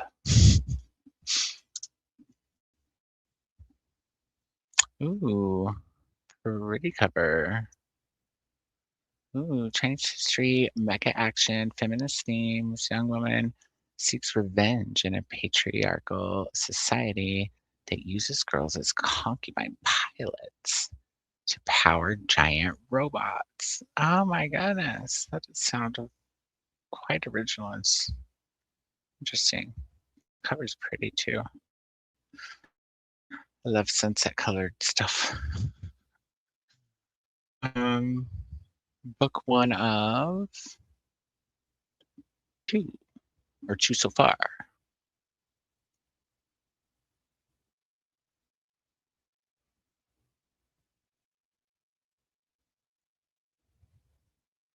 Awesome. Give me a little star next to that one. Excellent. Most Schwab has queer rep. I think Addie's bi. I didn't know that. I knew I had heard at least that Schwab reps queer in most or all books. I did not know that Addie was one of the reps themselves. Andrew says, I'm mostly lurking, so I've been here but not commented before. Well, I'm so glad you commented. It's good to know that you're here, and it's good to hear your virtual voice. Is it Andrea or Andrea? Or another way of saying it? I'm just curious. I would hate to call you something that you don't prefer too. So you can put AH for and AN for Ann. You don't have to spell the whole thing out, but if you want me to know, I'd be happy to know that about you and make sure that I'm calling you by your proper name. But yay, it's so good to see you. All right, no longer hungry. Finally headed to bed. That's fair. We just about talked like the whole time we were gonna sprint, you guys. It's anybody's surprise though. It's anybody's surprise. Yes, thank you. Thanks for being here. And thanks for being here while I wasn't here, you guys, all of you. That's some love. Sleep well, Atia. I concur. Good night, Atia. Sleep sweet and take well, says Mama. Bella says, my friend said the Wayward Children series has a fair share of queer characters. I feel like I've heard of this one too.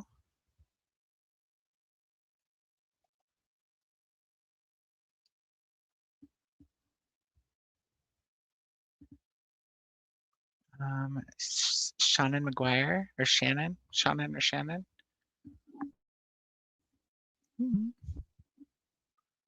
Oh, every heart a doorway. That's pretty. I'm just going to write down Wayward Children. We'll revisit that one too.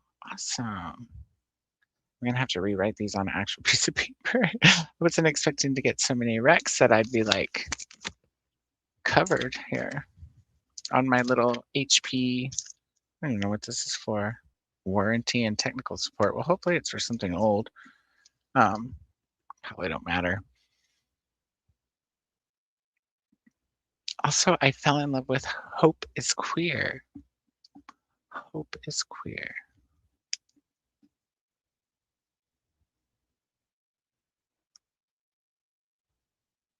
I love that title. Ooh, I spot wax melts in the background. What scents are they? These. You know how you buy those jar candles and they never burn all the way down? These are the leftovers from my jar candle. So I could not tell you what blend of scents these are. I could tell you they are Bath and Body Works, or not Bath and Body Works. What's the other one? The Walmart one. It smells good though. This has got some cherry, some oud.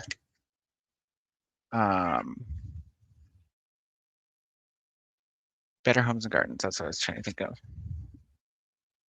Let's see, that I can find on Walmart.com easy, y'all. I can tell you what the blends consist of out of the original candles. I know this one was like cherry and oud.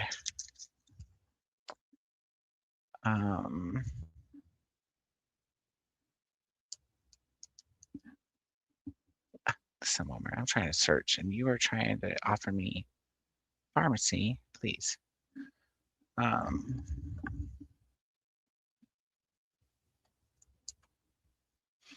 Better Homes and Gardens candles. Go there.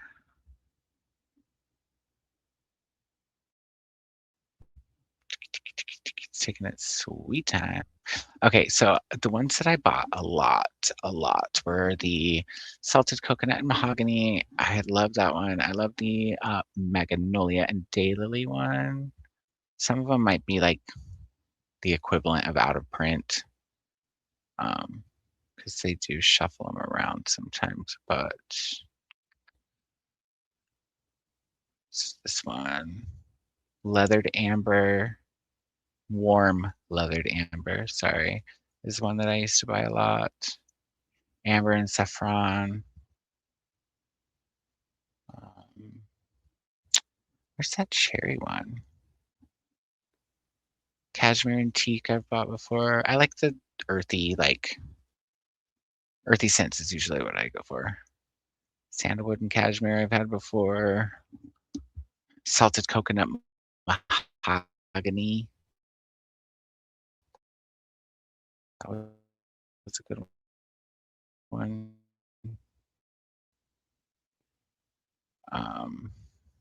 Because you can just buy empty things of these on them. When I poured them in here, the only thing I worried about was whether they were the same color or not. Because they all smell so good and smell good together. I have not had Oceanside flannel. Might have to check that out at some point. Or Coastal Cove. I had apple cider before. I feel like it's okay. I just never get on with like the fruity stuff for very long, unless it's lemon. I don't mind orange in some cases. You know, like the fall fruit smells, usually mixed with something. Peach, I could do anytime. I could do peach all day. I love the smell of peaches, even the fake peach smell. Leather and musk I've done before. Oh, there's so many. I could just go for days talking about them. I don't think I've ever had a Palo Santo and violet. That sounds like it would smell good. Okay, I'm gonna stop there. I'm not gonna go to page 3. This one hardly smells like anything. I gave some of these to Victor, and he accused me of putting coconut wax in them. He was like, "You put coconut wax in them, and I don't know if he said they don't smell very long or what his complaint was. They melt weird." But I was like, I didn't put coconut nothing in them. Maybe Better Homes and Gardens had coconut wax in the original candle, but not me. And the reason they don't smell very long is because they are used wax. And you just gotta handle that, you know? But I can't stand to leave that much of the candle left. The wood wick candles are the worst. They always burn out with like a good half an inch or more of wax in the bottom. So I put them in the oven and melt the rest of them down that way, and then pour them into those things, you know, because that's Virgos, 80s kids. We can't be wasteful. Our generation ain't wasteful. We would save everything. Oh, goodness.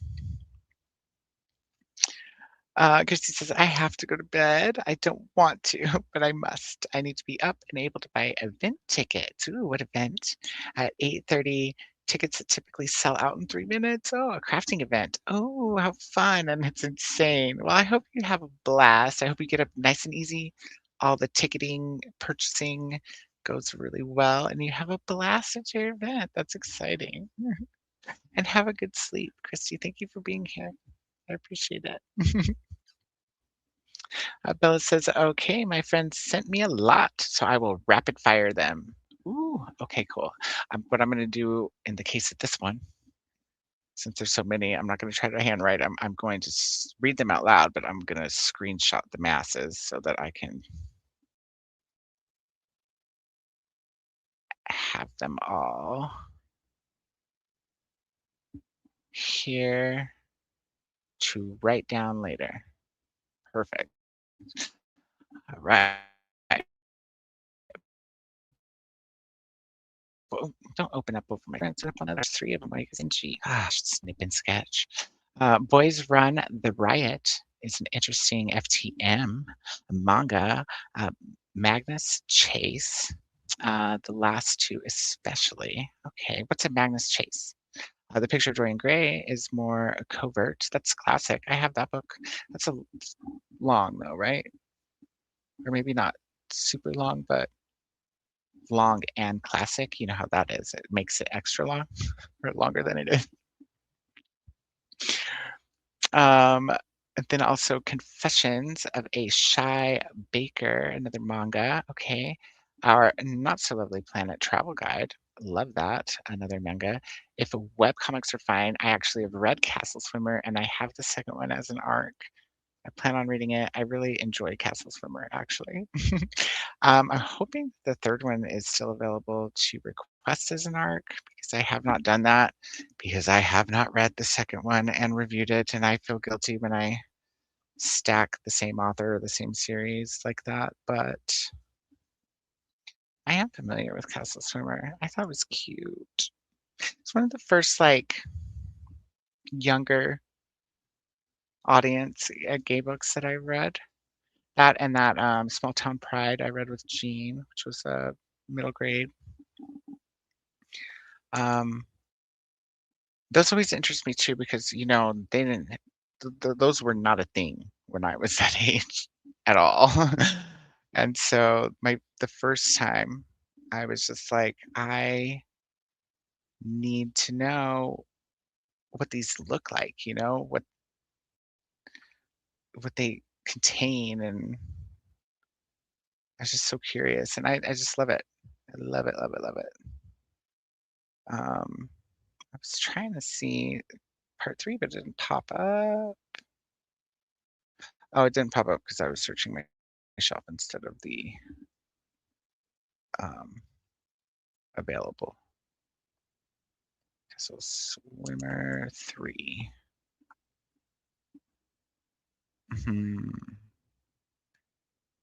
Oh, it comes out March 17th. I might need to request it soon. I might need to read volume 2 soon so that I can request it. 10 days. That can be done. I might not feel too guilty about reading a manga to add because I could review it right away for one thing, and they are quick. They read so fast. And I have quite a few gay mangas on NetGalley. I'm auto-proof for Kodansha, which I thought was so ironic. You know, I'm auto-proof for the publisher with my name inside of its name. But yeah, I always have fun with those. Such a good reminder. Even though I'd heard of it before, such a great reminder. Thank you, Bella. Ace of Spades. I didn't snapshot this one, so I'm gonna have to write it down real quick. And I don't know what happened to the pen. Oh, there it is. Ace of Spades.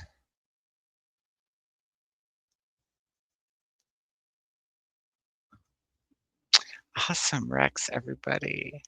Say it however you want. Okay. It does not matter to me. Can I recommend Silver in the Wood? Okay. Silver. There's a sticker right there. I was like, why aren't you writing Silver in the Wood? Is this an age gap? I'm just kidding. Crap, what's up by Emily Tesh. Duology. I got fairy tale vibes. I like that. Welcome, Andrea from Cynthia.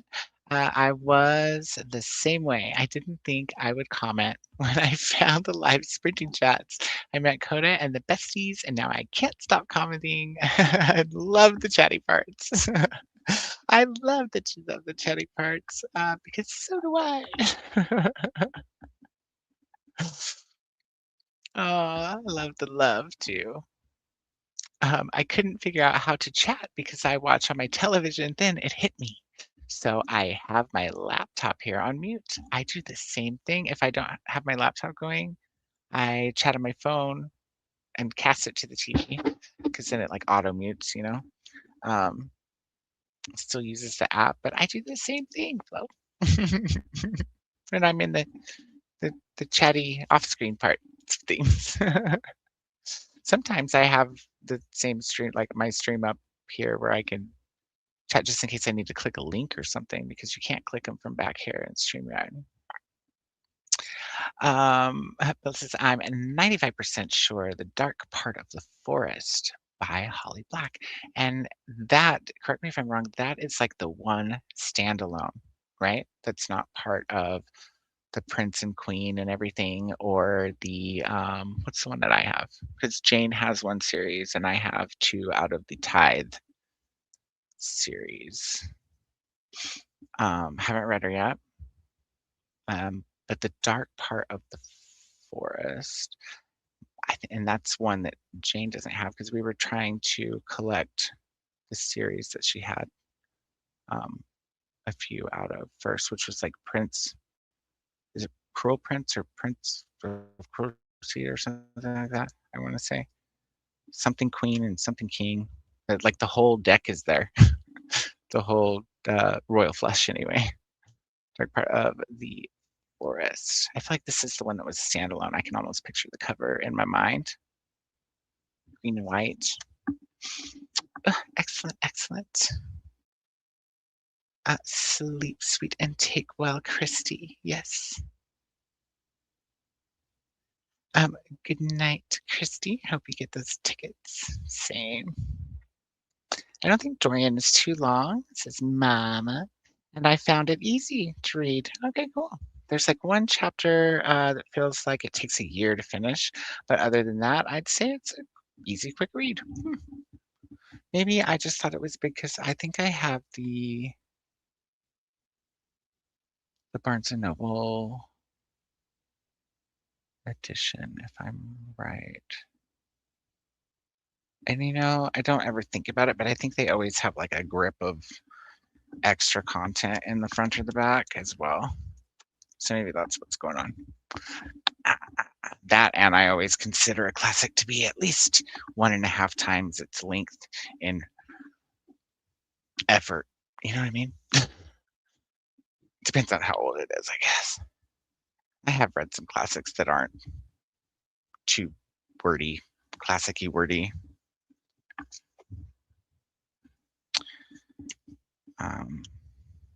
I guess there's big words up in it.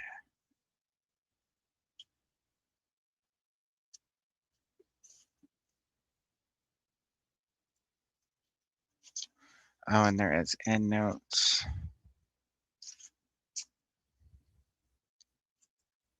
Yeah, 229. That's actually not bad at all. It's just those thick ass pages. I smell water. I think the people upstairs washer leaks into my wall down here. I really think so. Because I thought it was ours, but it's in the wall and not around our washer, if that makes sense. Like the wall is bowing out. And I've put my hand like where it gets drained into the wall. So unless there's a hole somewhere in our drain, which would be the only way it would be our washer, because the hoses and everything go to the right spot and they're not leaky.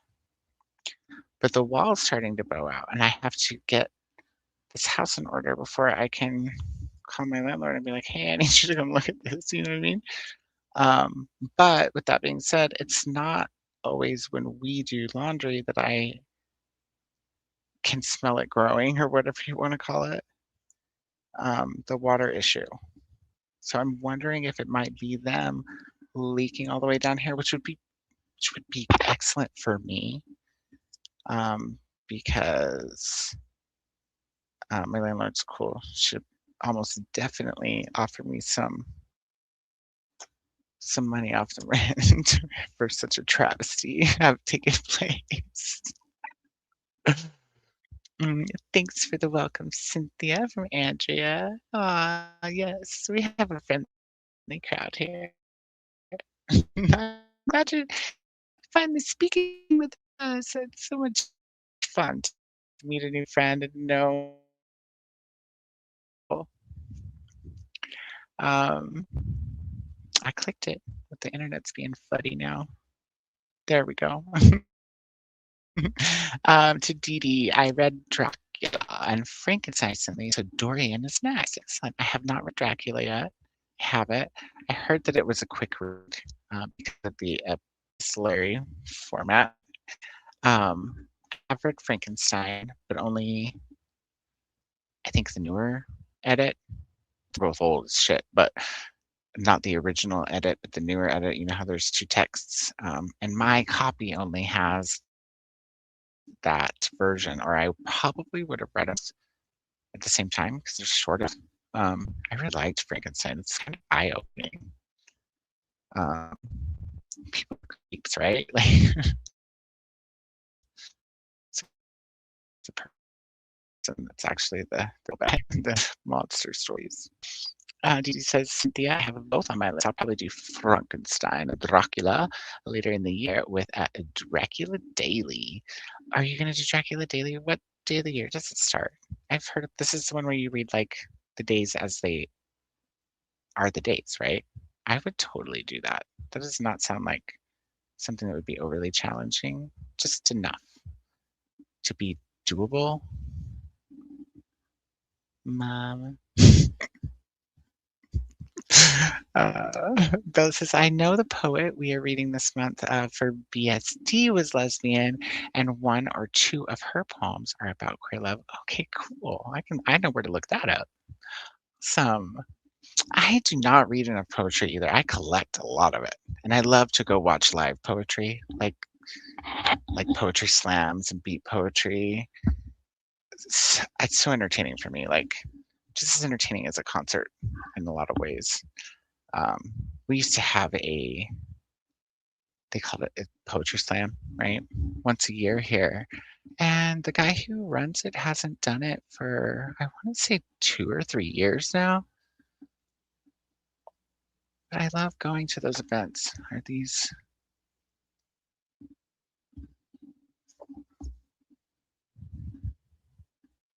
So I always try to support the artists when I go to those kinds of events. Plus, they always usually have their, their personal books for sale there as well on the tables.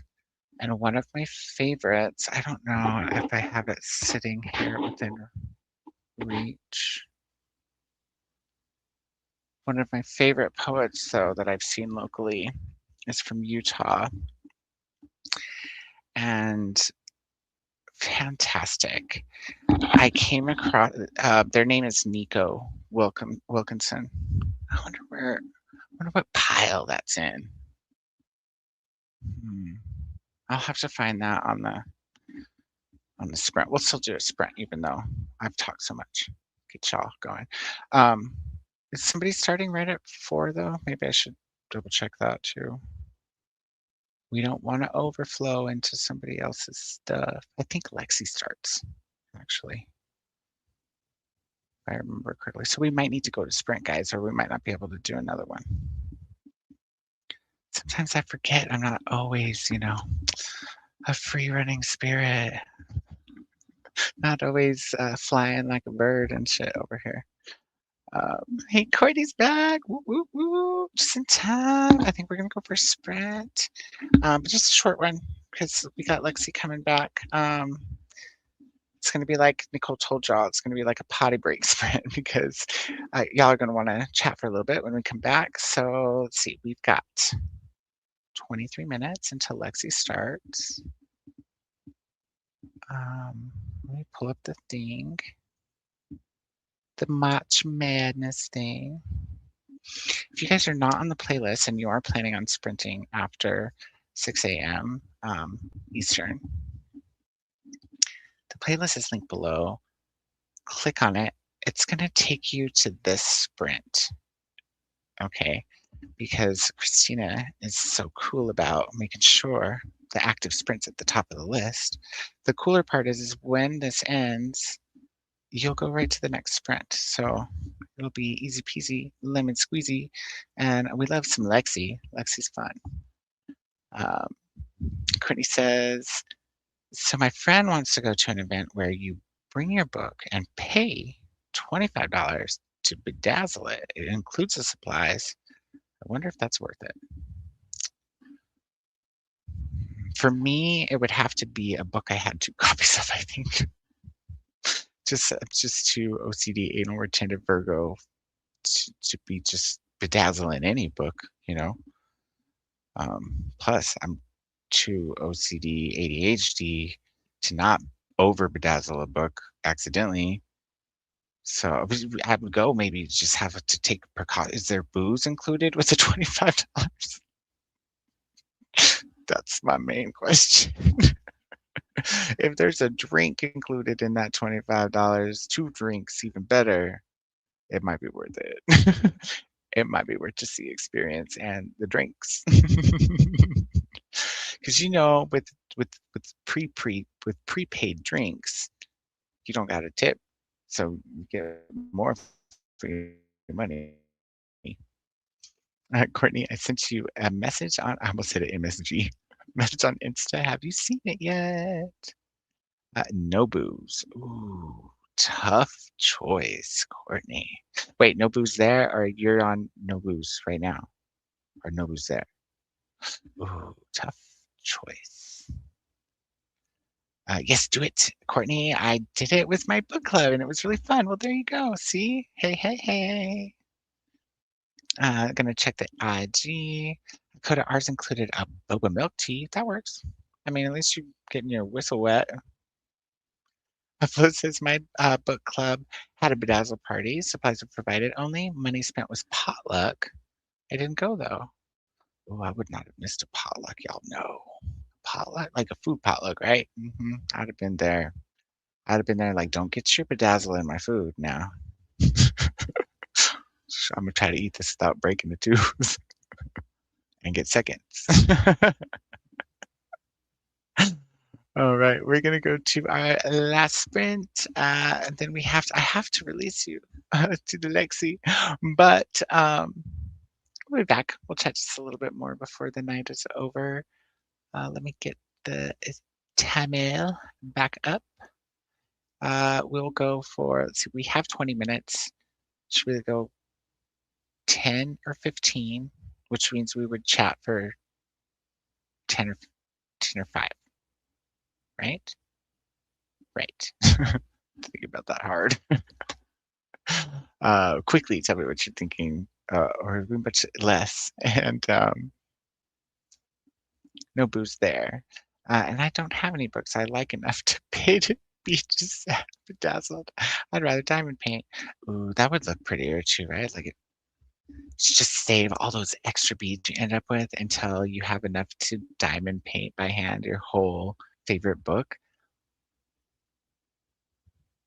You'd have to pick something I feel like that had a lot of colors, so you wouldn't have to save up a whole bunch of just one color. But that could be a fun thing. Ooh, but what would I pick? Everything's so color blocked these days. There's hardly anything with a variety of colors all over the cover anymore.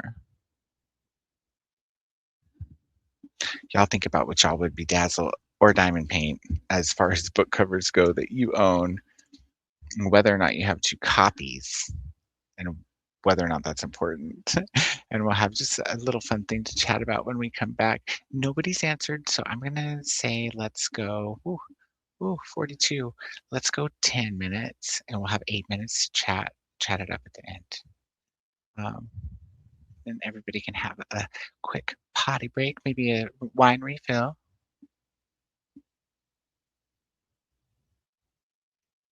And I remember how to do the timer. Good golly, y'all. And 10 minutes on the clock. I'm gonna restart that. Didi's here now to see my masterpiece.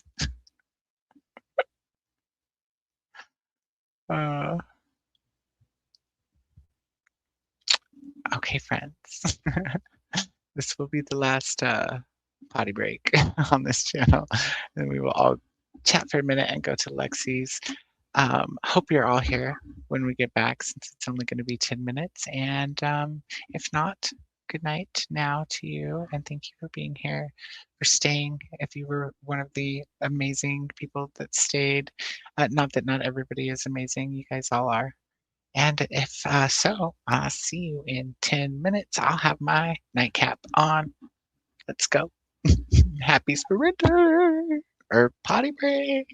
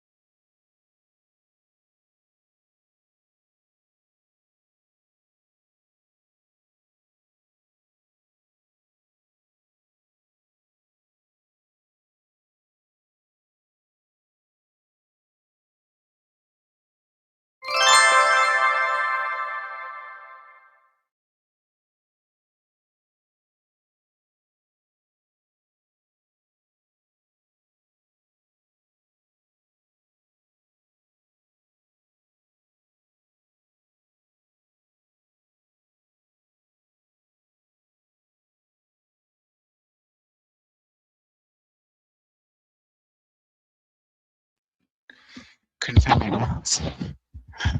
And I stepped on that damn cord again. I had to go all the way to the car for the wine. I forgot to bring it in earlier. Cynthia, just to give you context to your question earlier, these small boxes, like that's Malbec that I had, they're 3 liters and $20. Okay. This box is 5 liters. Just trying to get the all prepared there. See, it's a bag, and then the box supports the spout.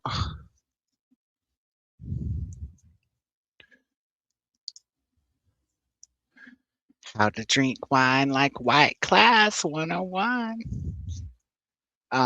This box is 6.5 liters, which is, oh no, I'm sorry, this one is, oh, it's almost a little too white to be a blush. This is pink Moscato Sangria, because they couldn't just have one sweet wine, I guess. This is 5 liters, so 1.3 gallons, and it's the equivalent of 6.5 bottles of wine, according to this box. And it was $17. So yeah, big difference in price. Welcome back. Welcome back. Welcome back. Welcome back. I'm gonna go ahead and get Locust shut down. How did everybody's refill / potty break go? I didn't have a potty break, but one of the cats did in the living room. So that was a nice surprise. Good thing I was on a quest to get wine, or I might not have noticed until I was headed to bed. So they're not getting treats tonight. I can't tell who it was. Cheers on the nightcap. And yeah, that's about it, besides grabbing that wine and grabbing that bag to show y'all. It's go away, I'm reading, not shut up. My bad. Means about the same thing. At least in a small apartment, right? Let's see. There's Lexi. What's up, Lexi? Good morning. We got everybody ready to go to your sprints here in 3 minutes.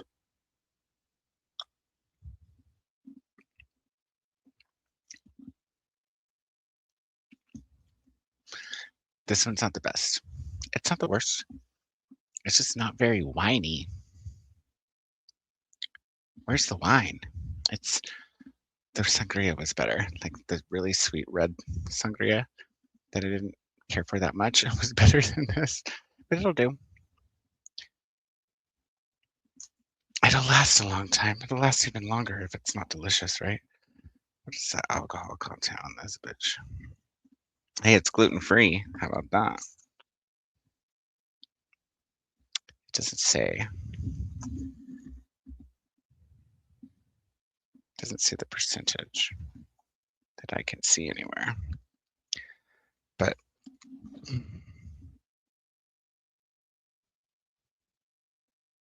contains 0 juice. It does say to refrigerate after opening. It's always closed. What are they talking about? It's a bag with a rubber stopper. Crazy. I probably won't refrigerate it, just FYI.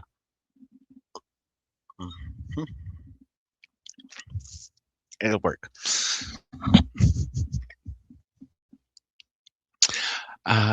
Good morning again, Lexi. Flo says good morning to Lexi as well. Cynthia says I'm on page 86 out of 470 of the lives in the lives of puppets. I almost finished a chapter in that short sprint. Excellent. That's so excellent. What a wonderful story. I just adore. Tell me one thing about the new book. Was it fantasy like these two, like House and this book is, or does it dive into a different like subgenre? Because the one you're reading now and House were the only two I'd read before. The Bones Beneath My Skin. And Bones Beneath My Skin kind of landed a little bit more sci-fi realism. Still loved it. Still loved everything about it. But it was neat because I guess I expected more fantasy, and I mean sci-fi and fantasy, they're cousins, but it was refreshing. And Didi made herself a cuppa. That's right. And I hope it's going down smoothly. Courtney checked IG and Discord stuff. Now I gotta finish up work stuff to prepare to get out of here. Hope to see you tonight again. Thanks for sprints. Thank you for popping in, Courtney. It's always lovely to see you, my friend. I hope you have a fantastic rest of your day, night, evening.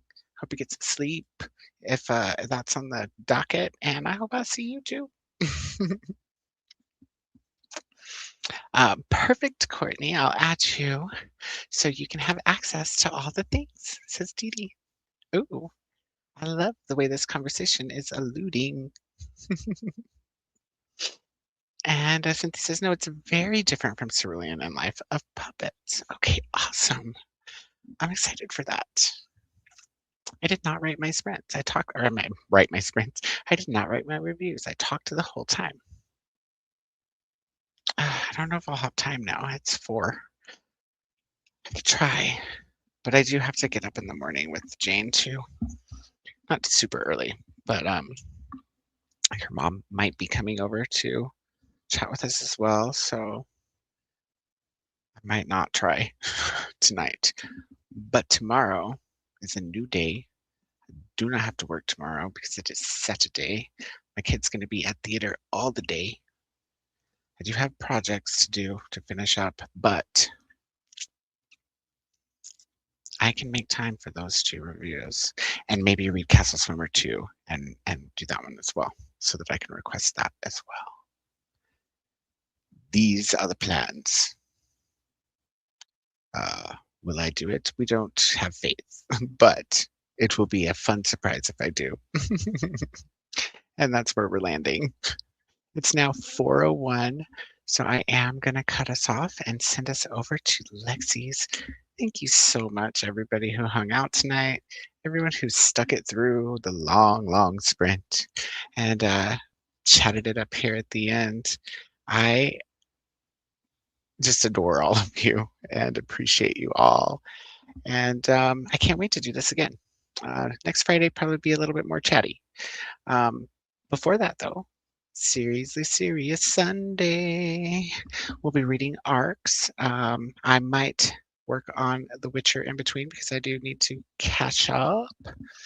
But that's also because I need to catch up on my reviews, so I'll be trying to balance that again like I was going to do tonight. And I hope to see you all there.